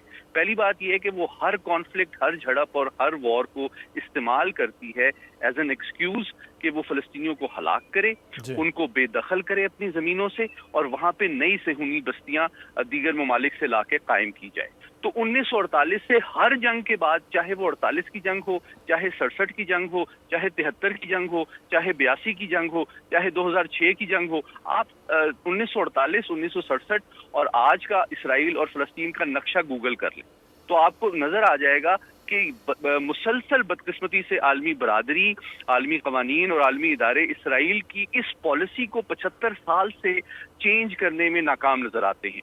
तो ये जो 4 दिन का रिलीफ है, बिल्कुल आपने सही कहा कि जब तक वो इसराइल को मजबूर या पाबंद नहीं करेंगे कि वो 2 स्टेट सोल्यूशन पे अग्री करे, वो फ़लस्तीन की एक आज़ाद, खुद मुख्तार और गैर मुनक़सिम रियासत जो कि पाकिस्तान की मुसलसल पोजीशन रही है 75 साल से, जिसका परमानेंट दारुल हुकूमत बैतुल मुक़द्दस हो, उस पर जब तक वो अग्री नहीं करता, इन 4 दिन की जंगबंदी से मैं समझता हूँ कि कोई ख़ास इस तनाज़े की वजूहात पे असर नहीं पड़ेगा। सैयद मोहम्मद अली साहब, जो 2 नेशन के हवाले से, 2 स्टेट के हवाले से चीज़ें हैं, उस पर PLO का मौक़िफ़ अलग है, हमास अलग है, पाकिस्तान सऊदिया का जो स्टांस है वो 1967 के पैलेस्टाइन के हवाले से है। तो ये चीज़ें कैसे हल होंगी? अब तो यरूशलेम में आकर अमेरिका और कुछ और ममालिक ने अपने वहाँ सफारत खाने भी बना लिए हैं, तो ये मामला तो बहुत आगे चला गया। जी, बहुत अहम सवाल किया आपने। अगेन देखें, तीन पहलू हैं। इस वक्त बदकिस्मती से जो मुस्लिम दुनिया है, सैयद मुस्लिम मोहम्मद अली मेजॉरिटी साहब, आप हमें ममालिक सुन जो हैं, सकते हैं? वो तीन मेरा ख्याल है कि शाह साहब बात कर रहे हैं। जी शाह। जी, मैं ये गुजारिश कर रहा हूँ कि बदकिस्मती से मुस्लिम मेजॉरिटी ममालिक जो हैं वो इस वक्त तीन ग्रुप्स में डिवाइडेड हैं। एक वो ग्रुप है जिनकी 75 साल से नजरियाती और कंसिस्टेंट पोजीशन ये रही है कि उन्होंने ना तो इसराइल को तस्लीम किया है और वो उसको फलस्तीन के हवाले से गासिब रियासत समझते हैं। पाकिस्तान, सऊदी अरब, इन तमाम ममालिक में सर फहरिस्त है। अच्छा, दूसरी बात ये है कि दूसरा ग्रुप उन ममालिक का है जो कि बदकिस्मती से वक्त गुजरने के साथ साथ इसराइल से न सिर्फ सिफारती बल्कि तिजारती, दिफाई और माशी ताल्लुकात इस्तवार कर चुके हैं और वो उनको बरकरार रखे हुए हैं, और इन जंगों के बावजूद उन्होंने इन ताल्लुकात पर नजरसानी नहीं की है। तीसरा ग्रुप उन ममालिक का है जो कि इब्राहिम अकॉर्ड के बाद बतदरीज इसराइल के साथ ताल्लुकात की बहाली और नॉर्मलाइजेशन की तरफ बढ़ रहे थे, और असल में जो इंतहाई बड़े पैमाने पे कुर्बानियां देके फलस्तीनियों ने इस जंग में जो दूसरा ग्रुप है उसकी इस कोशिश को मैं समझता हूँ सिफारती एतबार से नाकाम बनाने की कोशिश की है कि अब पब्लिक प्रेशर और सेंटिमेंट की और मीडिया की कवरेज की वजह से जो प्रेशर तीसरे ग्रुप के ऊपर पड़ रहा है, अब उनकी हुकूमतें और रियासतों के लिए ये पॉसिबल नहीं होगा कि वो पब्लिकली इसराइल को रिकॉग्नाइज कर लें, सिफारत खाने वहां खोल लें या उनसे रवासिम इस्तवार कर लें। तो दरअसल बदकिस्मती से जो पहला ग्रुप है उसमें कम ममालिक इस वक्त रह गए हैं, लेकिन पाकिस्तान उसमें सरे फहरिस्त है। और क्योंकि आप जानती हैं कि पाकिस्तान की आज भी पोजीशन इसराइल के हवाले से वही है जो कायदे आजम ने बिल्कुल वाज़ेह पाकिस्तान तो अपना स्टैंड भी रखे हुए है शाह साहब, और अब उम्मीद भी करते हैं कि इसका किसी न किसी तरह हल हो, लेकिन अब आर्जी जंगबंदी के दौरान देखते हैं कि मामलात किस जानिब बढ़ते हैं। बहुत शुक्रिया सैयद मोहम्मद अली साहब, आप हमारे साथ और गजा के हवाले से हम बात करें। यहाँ पर हमें ब्रेक की जानिब बढ़ना है। बिल्कुल, एक वक्फा लेते हैं, वक्फे के बाद फिर से आपकी खिदमत में हाजिर होते हैं। Keep watching us. आजकल सबकी सुबह आउट ऑफ कंट्रोल है, दुनिया बोल है, दुनिया बोल है। और दुनिया बोल है में सबसे ज़रूरी चीज़ ये है कि मौसम का मालूम होना चाहिए कि इस्लामाबाद और कराची के दरमियान किस जगह कहाँ कौन सा दर्जा हरारत चल रहा है। तो मुल्क के बालाई इलाकों की सबसे पहले बात करते हैं। मगरबी हवाओं की एंट्री से इस्लामाबाद, रावलपिंडी, कश्मीर, गिलगित बल्तिस्तान, खैबर पख्तूनख्वा के बालाई इलाकों में बादल बरसने की पेशगोई की गई, जबकि पहाड़ों पर बर्फबारी का इम्कान है।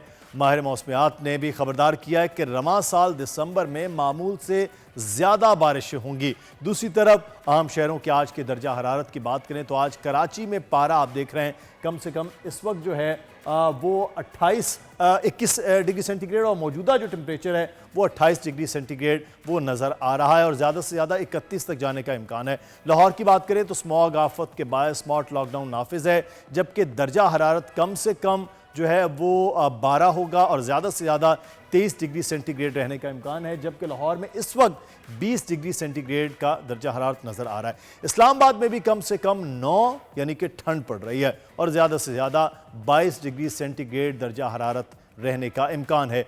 कोयटा में सर्द हवाओं के साथ कम से कम 6 और ज़्यादा से ज़्यादा 17, और पेशावर में कम से कम 10 और ज़्यादा से ज़्यादा 23 डिग्री सेंटीग्रेड रहने का इम्कान है। तो ये मौसम की सूरत हाल है।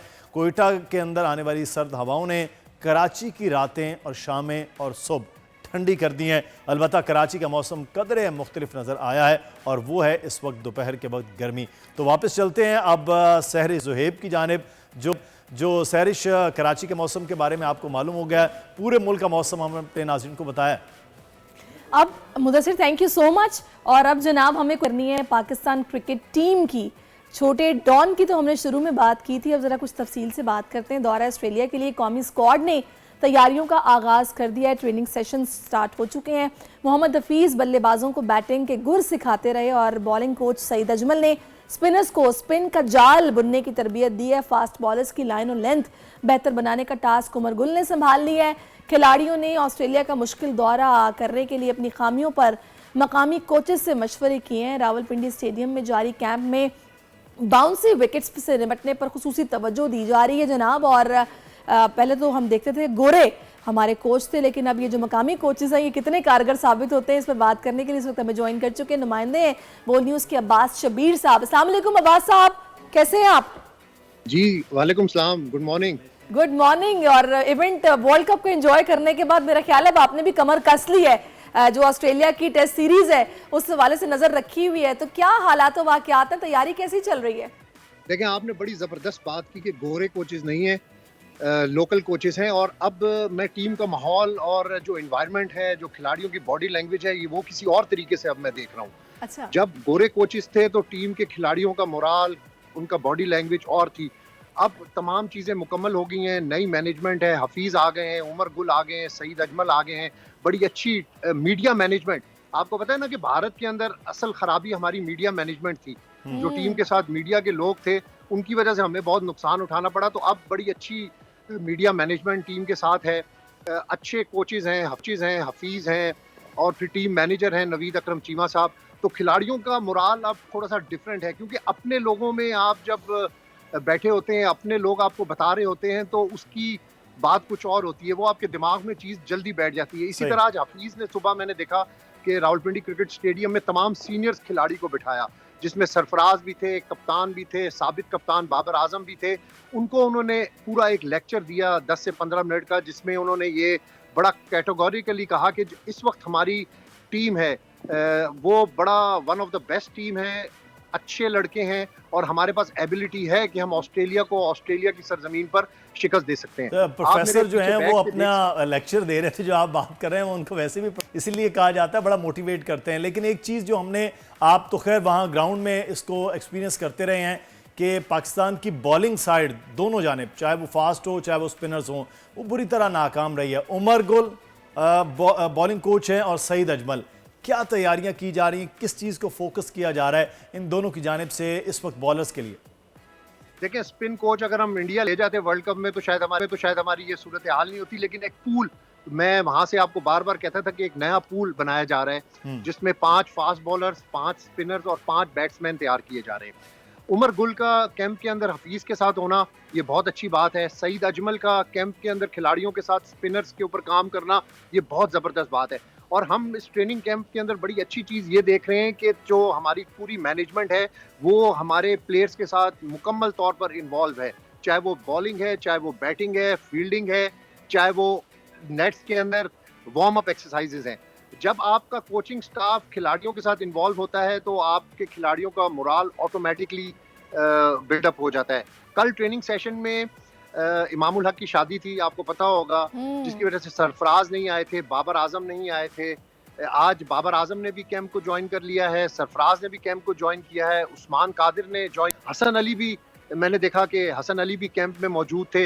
इसके अलावा वसीम जूनियर के हवाले से ये बताया गया है कि वो आज कैंप को ज्वाइन करेंगे।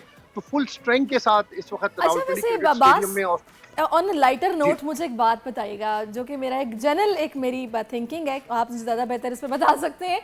आपने देखा होगा वर्ल्ड कप के दौरान शामी का एक क्लिप बड़ा वायरल हुआ जिसमें वो अंग्रेज़ी में बात कर रहे थे, वो जो कमेंटेटर वहाँ पर यहाँ होस्ट मौजूद थे वर्ल्ड कप के इवेंट के दौरान, तो अंग्रेज़ी उनकी कोई ख़ास नहीं थी, जिस पर बाद में उन्होंने, बल्कि जो गोरे थे उन्होंने बोला उर्दू में कि आपकी इंग्लिश बहुत अच्छा है, तो उस पर विराट कोहली ने भी मुस्कुरा दिया था।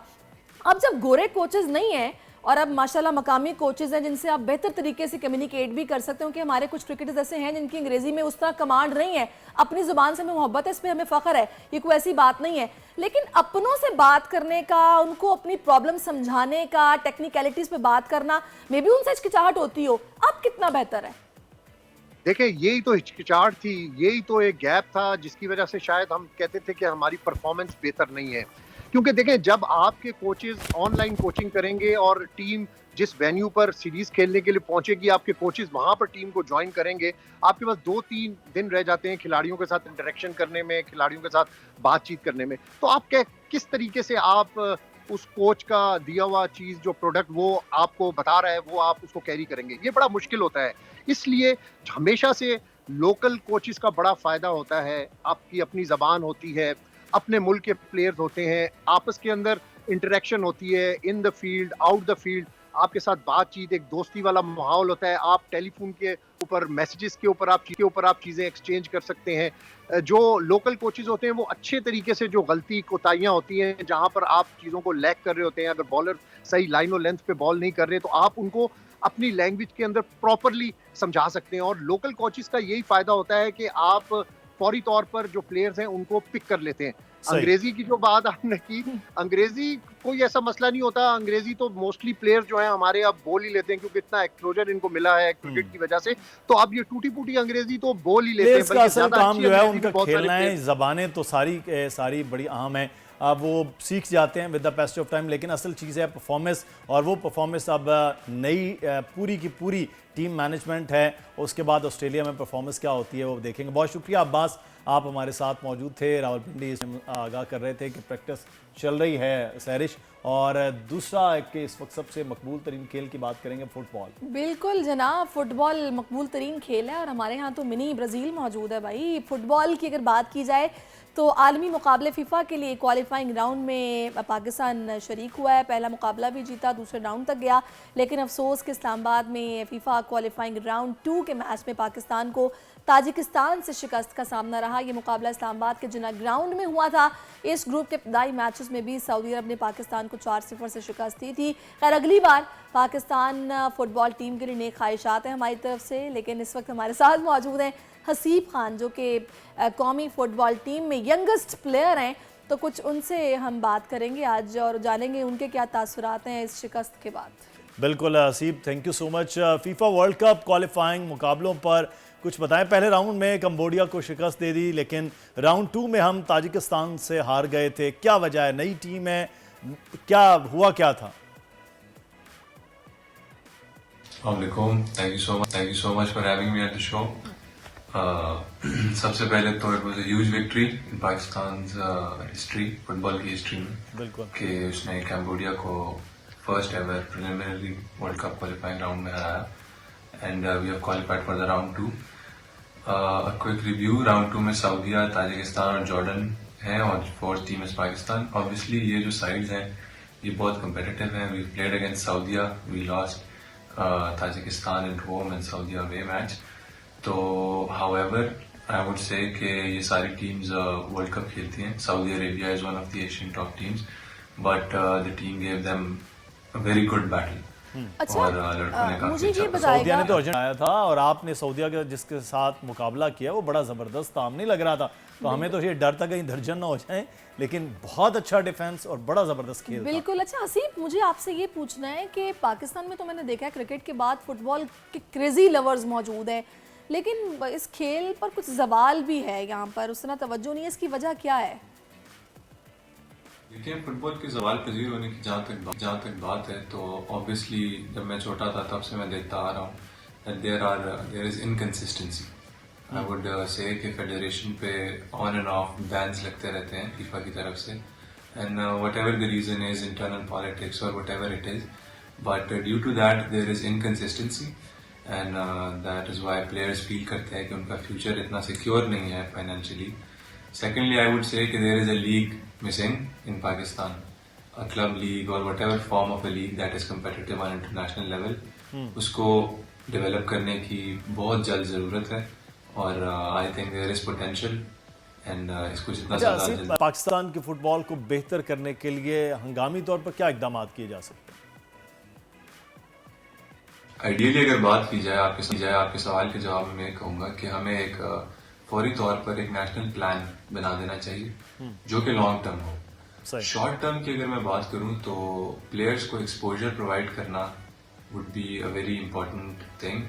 इंटरनेशनल मैचेस प्रोवाइड करना, उनको इंस्टेंट रिलीफ देना फाइनेंशियल, उससे उनका एक लाइफस्टाइल को सेट करना और ऑब्वियसली इंटरनेशनल लेवल पे कम्पिटिटिव करने के लिए उनको इंटरनेशनल कॉम्पिटिशंस में हिस्सा लेने की। अच्छा Haseeb, any message from this platform? जी, पाकिस्तानियों के लिए मेरा ये पैगाम है कि सबसे पहले तो उन लोगों के लिए मेरा पैगाम है जो मैच देखने आए ताजिकिस्तान का होम में जिन्ना स्टेडियम में, और आई वुड से कि we are very disappointed. It was a disappointing result and we did not produce what we were trying to. लेकिन आप लोगों ने जो हमें प्यार शो किया, none of you booed us, किसी ने हमें नफरत या गालियां या इस तरह का कुछ भी नहीं दिया, इंतहाई पॉजिटिव रिएक्शन दिया। We owe you guys one, और मेरा आप लोगों से वादा है कि जब हम अगला मैच खेलेंगे तो हम इससे बहुत बेहतर खेलेंगे इंशाल्लाह। असीब, आप हमारे हीरो हैं, पूरी टीम हमारी हीरो है, तो आपके लिए तो मोहब्बतें ही हैं, प्यार ही होगा, ये बड़ा ज़रूरी था। इंशाल्लाह अगली बार हम क्वालिफाई भी कर लेंगे, बिल्कुल ज़रूर करेंगे। मुदस्सिर, अब कुछ दुनिया से मेरा ख्याल है सितारों की दुनिया में जाना चाहिए। सितारों का हाल जानना बहुत ज़्यादा ज़रूरी है, क्योंकि अगला हफ्ता कैसा होगा, क्या मामला चल रहे हैं। पहले तो वीकेंड कैसा होगा जनाब। हाँ। आगा बहिश्ती इस वक्त हमें ज्वाइन कर चुके हैं, जो कि पहाड़ों से हमें ज्वाइन करते हैं। और सितारे करीब होते हैं, आगा बहिश्ती पहाड़ों के कहा जाता है, इसलिए अहवाल भी सितारों का बताना ज़रूरी है। बिल्कुल। अस्सलाम वालेकुम आगा साहब। जी अस्सलाम वालेकुम आपको और देखने वालों को, बोल न्यूज़ को, कैसे हैं आप? सबका बहुत शुक्रिया। इस वक्त मैं आपको मुख्तसर बताऊं कि गिलगित बल्तिस्तान में इतनी ज्यादा सर्दी है कि अभी भी कंबल के अंदर छुप के मैं क्या बताऊं, बस कोई चले जी, जबरदस्त आगा साहब। लेकिन सर्दी एंजॉय तो कर रहे हैं ना आप? इतनी एंजॉय कि सर्दी ने हमें खुद बर्फ में जाम कर दिया। सुबह में कल इतनी सर्दी होगी तो क्या एंजॉय होगा। 5:30 बजे के करीब, और मैं वुजू करने लगा तो हाथ जो है ना, वो मैं बता नहीं सकता हूँ कि 10 मिनट के ऊपर मैंने अंगीठी के ऊपर रखा तो भी जनाबली ठंड नहीं हो रहा था, इतनी सर्दी। सही। अच्छा, आगा बहिश्ती बताइए कि क्या जो हॉरोस्कोप्स हैं वो क्या बता रहे हैं लोगों के लिए, को अच्छे दिन है, ठंड के अलावा क्या है? देखें, इंसानी जिंदगी में कुछ ऐसे सितारे दाखिल हो रहे हैं जो सितारे के जो माहिरीन इस बात से इत्तेफाक करेंगे कि बहुत से जिंदगी की तब्दीलियां, जिनकी बिल्कुल जिंदगी शुरू थी 2023 से 1 जनवरी से या 1 जुलाई से जिनकी होती है, या मरी के वगैरह से, ये मुख्तलिफ डेट में, मुख्तलिफ महीनों में, मुख्तलिफ चीज़ों से जो शुरुआत होती है, अगर उसको नज़र दोहराए तो यकीनी तौर पर खुसूसन अहले पाकिस्तान के सितारे इस वक्त 2023 के निस्बत 2024 बहुत ही शानदार और बहुत ही ज़बरदस्त नज़र आ रहा है।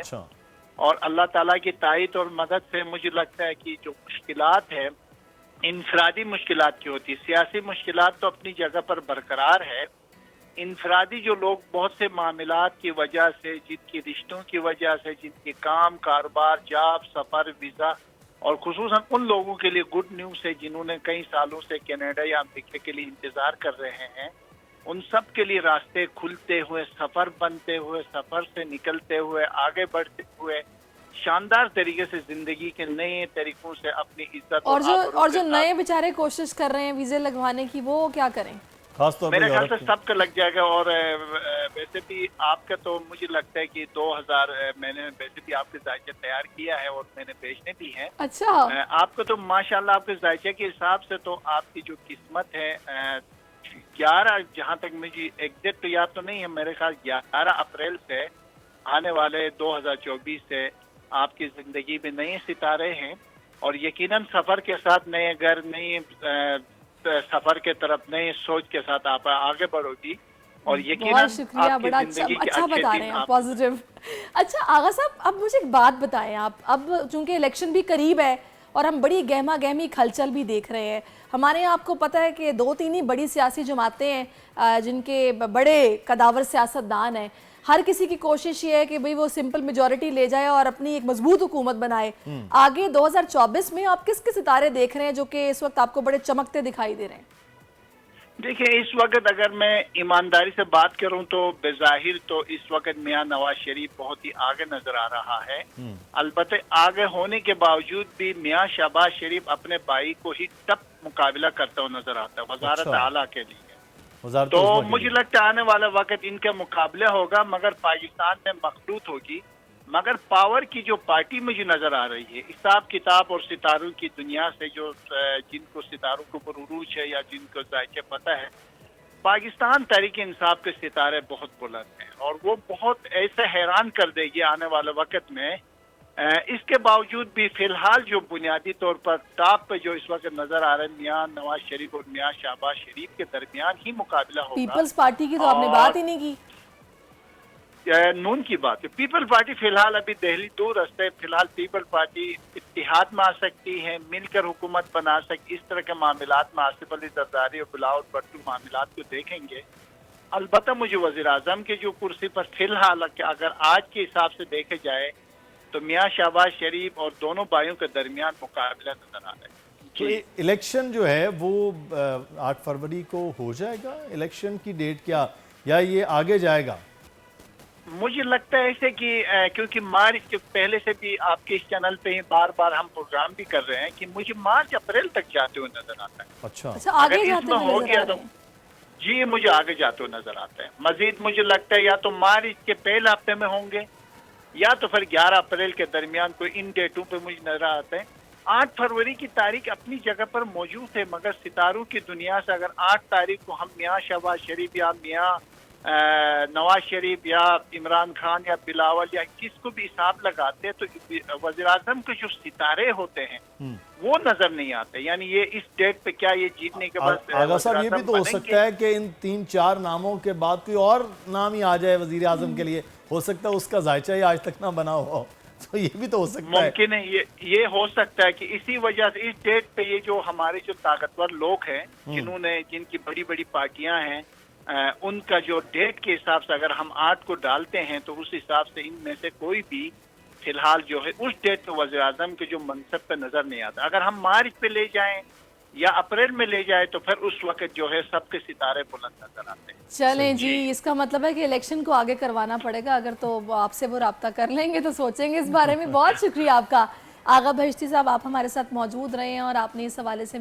एनी हाउ मेरे बारे में मुदस्सिर बड़ी पॉजिटिव बातें उन्होंने बताई हैं। अल्लाह बेहतर करने वाला है। आपका वीकेंड बड़ा अच्छा गुजरने वाला है, बल्कि जब तक आपके अल्लाह करे सबका वीकेंड बहुत अच्छा गुजरे और इंशाल्लाह चीज़ें जो हैं वो बेहतरी की तरफ जाएंगी। आगे अब नया साल भी शुरू होने वाला है, उसकी तैयारियां भी शुरू होनी है। तो इन्हीं नेक ख्वाहिशात के साथ, नेक दुआओं के साथ, पॉजिटिव वाइब्स के साथ मुझे और मुदस्सिर को नाज़रीन आप इजाज़त दीजिए। अपना बहुत ख्याल रखें क्योंकि मौसम बड़े तेज़ी के साथ चेंज हो रहा है, तो वीकेंड पे ना कोई बदपरहेज़ी करें और ना स्मोक में बाहर निकलें। और वीकेंड के बाद अगले हफ्ते में हम फिर से हाजिर होंगे, तब तक के लिए इजाज़त दीजिए। अल्लाह हाफ़िज़।